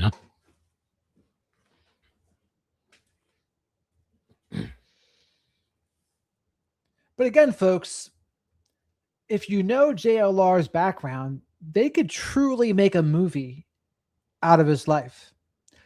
Especially, like, it probably would be a tragedy, but if you look at his whole life experience and the things he's done, you can't make this stuff up. It's certainly surreal. His life is surreal. Definitely not all in a good way. And it's just wild. I mean, when I was watching that the other night with you all, I think it was Sunday night, or maybe it was Saturday night. What day is this tonight? Is this Monday? But whatever it was wild. My head was spinning. And of course, this is going to be news, considering everything he's done and how successful he's been with the Nancy Guthrie case. Of course. Of course. It really is, Kat. What would Troy McClure say about JLR's past? Hi, I'm Troy McClure. Hi, I'm JLR. You might know me from such fraud schemes as impersonating Sandy Hook victims and being a Muslim for Hillary and a Jew for Trump and accusing Jerry Sandusky of grabbing my genitalia.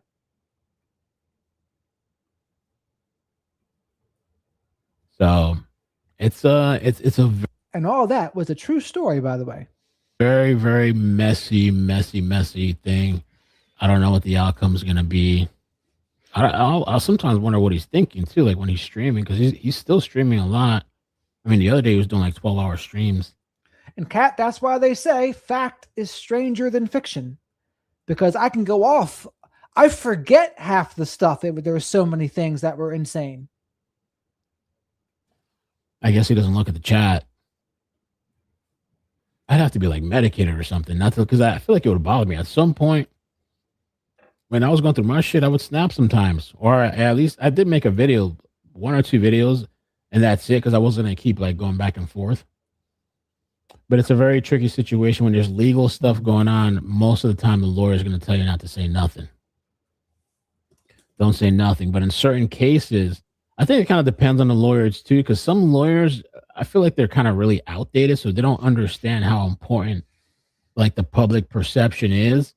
And so some lawyers not understanding, it doesn't take nothing for a lawyer to put out one sentence or something, you know? Just to, you know, whatever. I DM'd it when the thing, like I said, I DM'd it when it first came out, when I heard about it. And I was like, oh, just giving you a heads up, man. This is probably going to come out and make the rounds, you know? And I never heard anything back. You know, I never heard nothing back, so.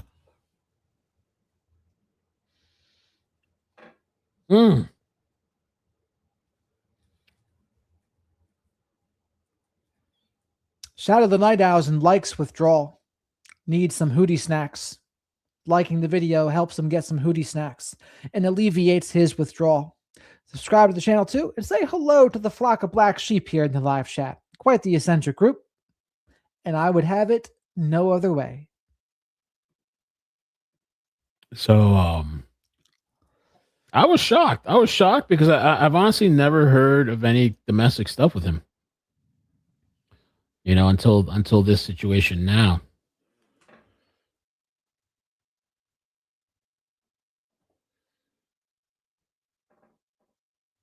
So, but you know, I also feel like people are waiting for this guy to like fall or something. So I don't know, man. It's a really weird Black Mirror episode. You know, it's like a weird. You know, a lot of true crime people have like this dark history. Some people, like some of these people, have really weird dark histories. You know, and then when I heard when some of these people were hanging out and banging each other, I was like, I don't know what kind of weird shit is going on with these people. Like, I don't want to be around this stuff.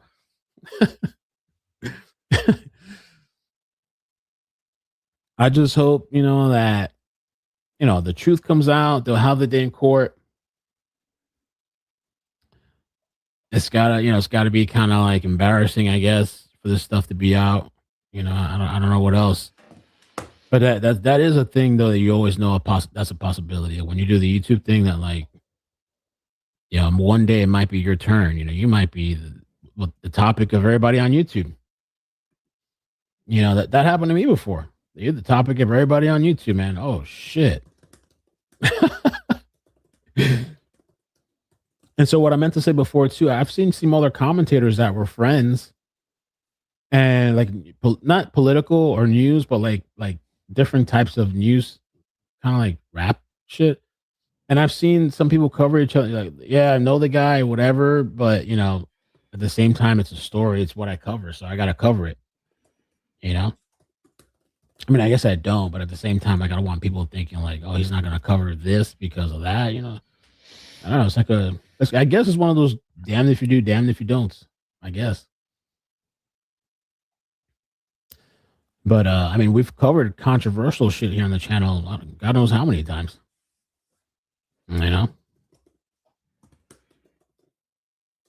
So I don't know. I wish the best for these people.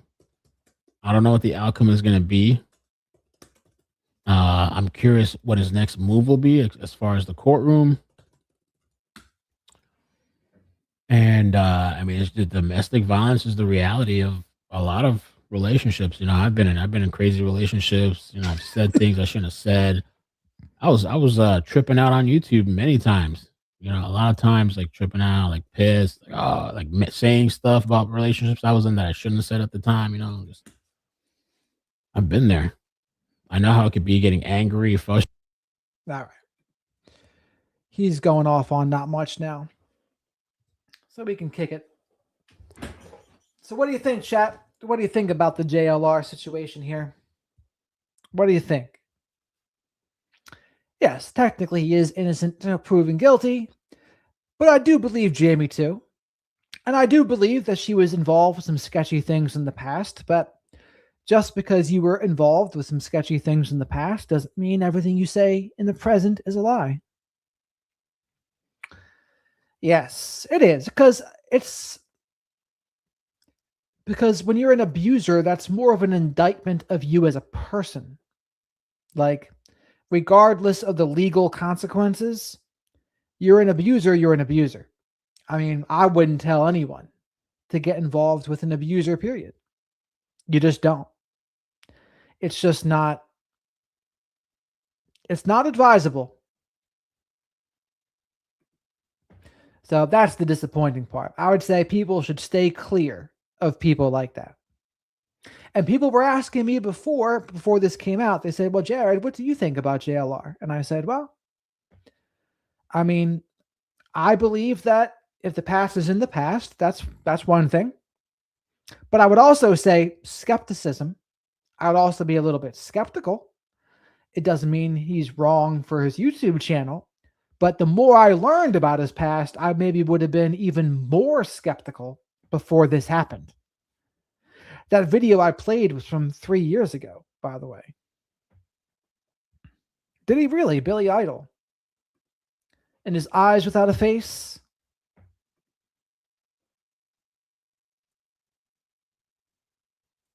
That's true too, Southern. Overall, it's just a disappointing situation. That's really all there is to it. And I do hope, for Jamie's sake, that she's telling the truth. That would be pretty crappy of her if she wasn't, because if she wasn't, that would hurt all future victims as well. That wouldn't be a good thing. That being said, I don't think she's lying, but if she was, that would be a terrible thing.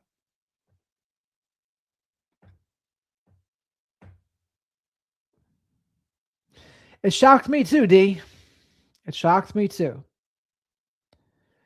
Billy Idol, eyes without a face, and rebel yell. With a rebel yell, she cried more and more and more. I believe so too, Kelly. It was a wild one, Song Bits. It was from the first stream, and it's a little bit after the 3-hour mark we went into it. It was wild. You better brace yourself. This is also true, X. I agree with that. If she's lying, yes, OC girl, she would be. It's a nice day for a white wedding, Candace. It's also a nice day to like this video. It's a nice day to help Shadow the Night Owl, my spirit animal, get some hootie snacks. It's a nice day to subscribe to the channel. It's a nice day for a super chat or to becoming a channel member. So you grew up during the 80s, Teresa. That's my era, 1985. I would watch MTV back when MTV would play music. And I would listen to Def Leppard. Who else? Freaking Def Leppard. Richard Marx. Who else? See, Kat knows all the classic rock songs, whether it was Pink Floyd, Jim Croce, Motley Crue. So 2 years older than me, Lindsay. How about that? Lydia. Hello from Coachella.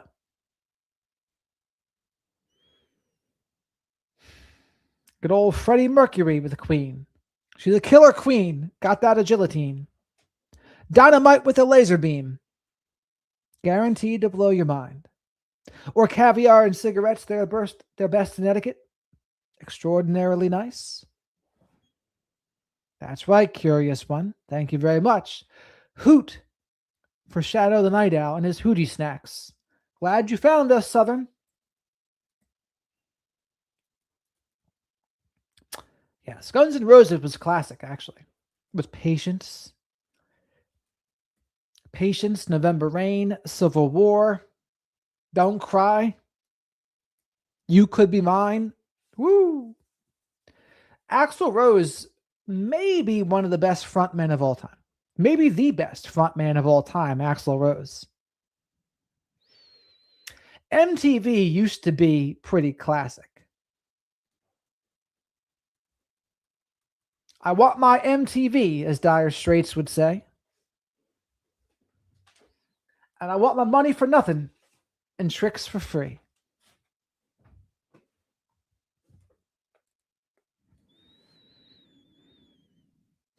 Jared Billy Isle is a Kemp black belt under Parker as well. How about that? I didn't know that, Christy. Well, that's the price, Kat, right? When you're going to be, if you're going to be great, and as great as he was, you're going to have some bad days too. You don't get to be permanently at a 10 when you have that ability. You have the bad days too. He was probably bipolar too. Maybe narcissistic. Oh, Josephine, I know a couple folks that might be a Stevie Nicks fan. Maybe a couple. May or may not be in the chat.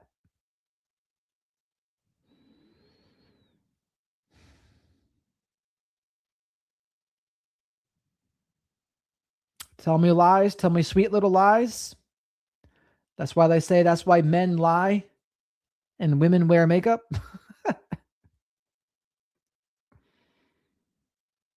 Because women love with their ears and men love with their eyes.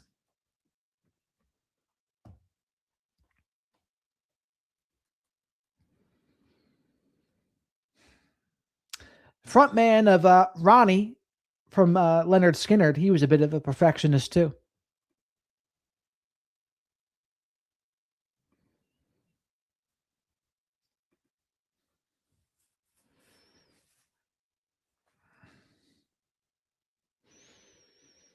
So we also got to figure out what else we're going to talk about the rest of this week here.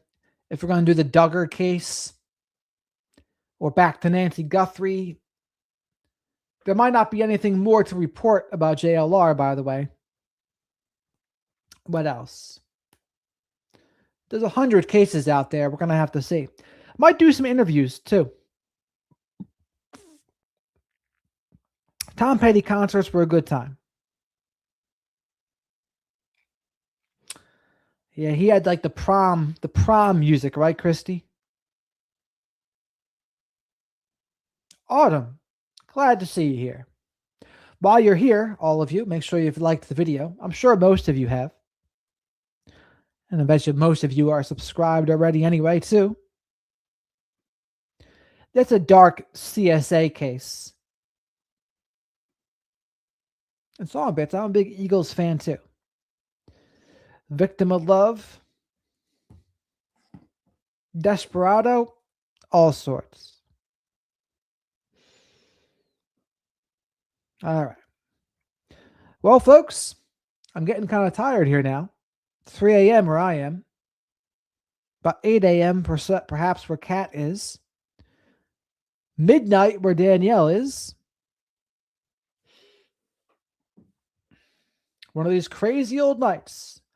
I bet you Kat will be standing on a corner on Winslow in Arizona. Just a fine sight to see.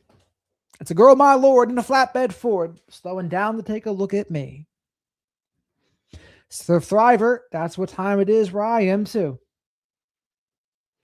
Yeah, he passed away in 1995, Danielle. You got a curious one? We aim to please around here, so Miss Kim's got 3 hours back. I believe that. Stevie also dated Don Henley, I believe, Kat.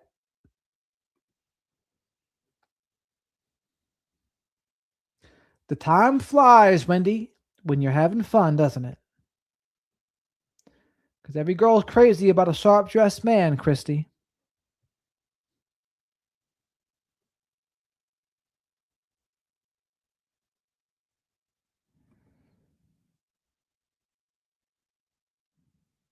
I see smiles and I see rain, or fire and rain.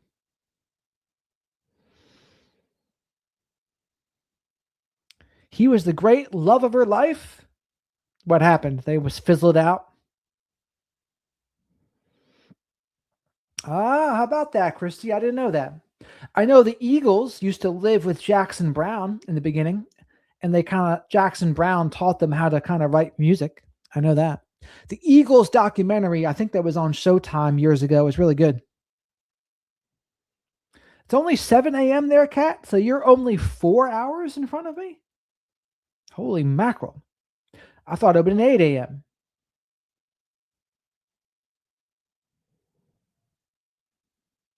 Oh, no. That's not just how it works, though, Kat, right? He just thinks it's fun, and meanwhile, Stevie's head over heels. Oh, my Lord. Poor Stevie. She probably got some more heartbreak songs after that.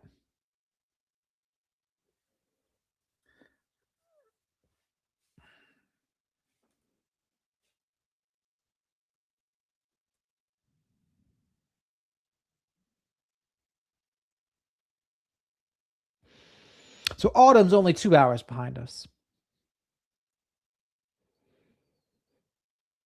50 bucks. Has anyone ever written anything for you? Joe Walsh is funny because he always, Rocky Mountain High always reminds me of Devil's Rejects.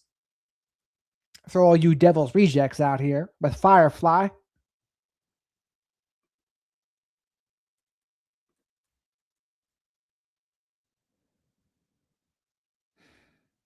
What's the clown's name in Devil's Rejects? Can't remember.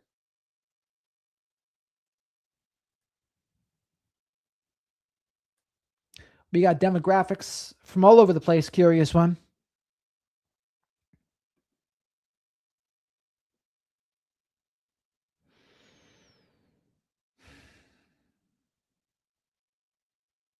All right, everybody. It's about time to rock and roll. You don't have to go home, but you can't stay here. You can comment on the video and watch other videos. So Song Bits, Wendy, No Hype, Josephine. Thank you to Song Bits and Miss Kim for modding. Kat, good morning to you.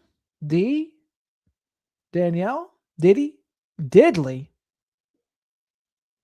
This I Love off of Chinese Democracy, Axl Rose's most passionate song after everything went south for him. I could see that.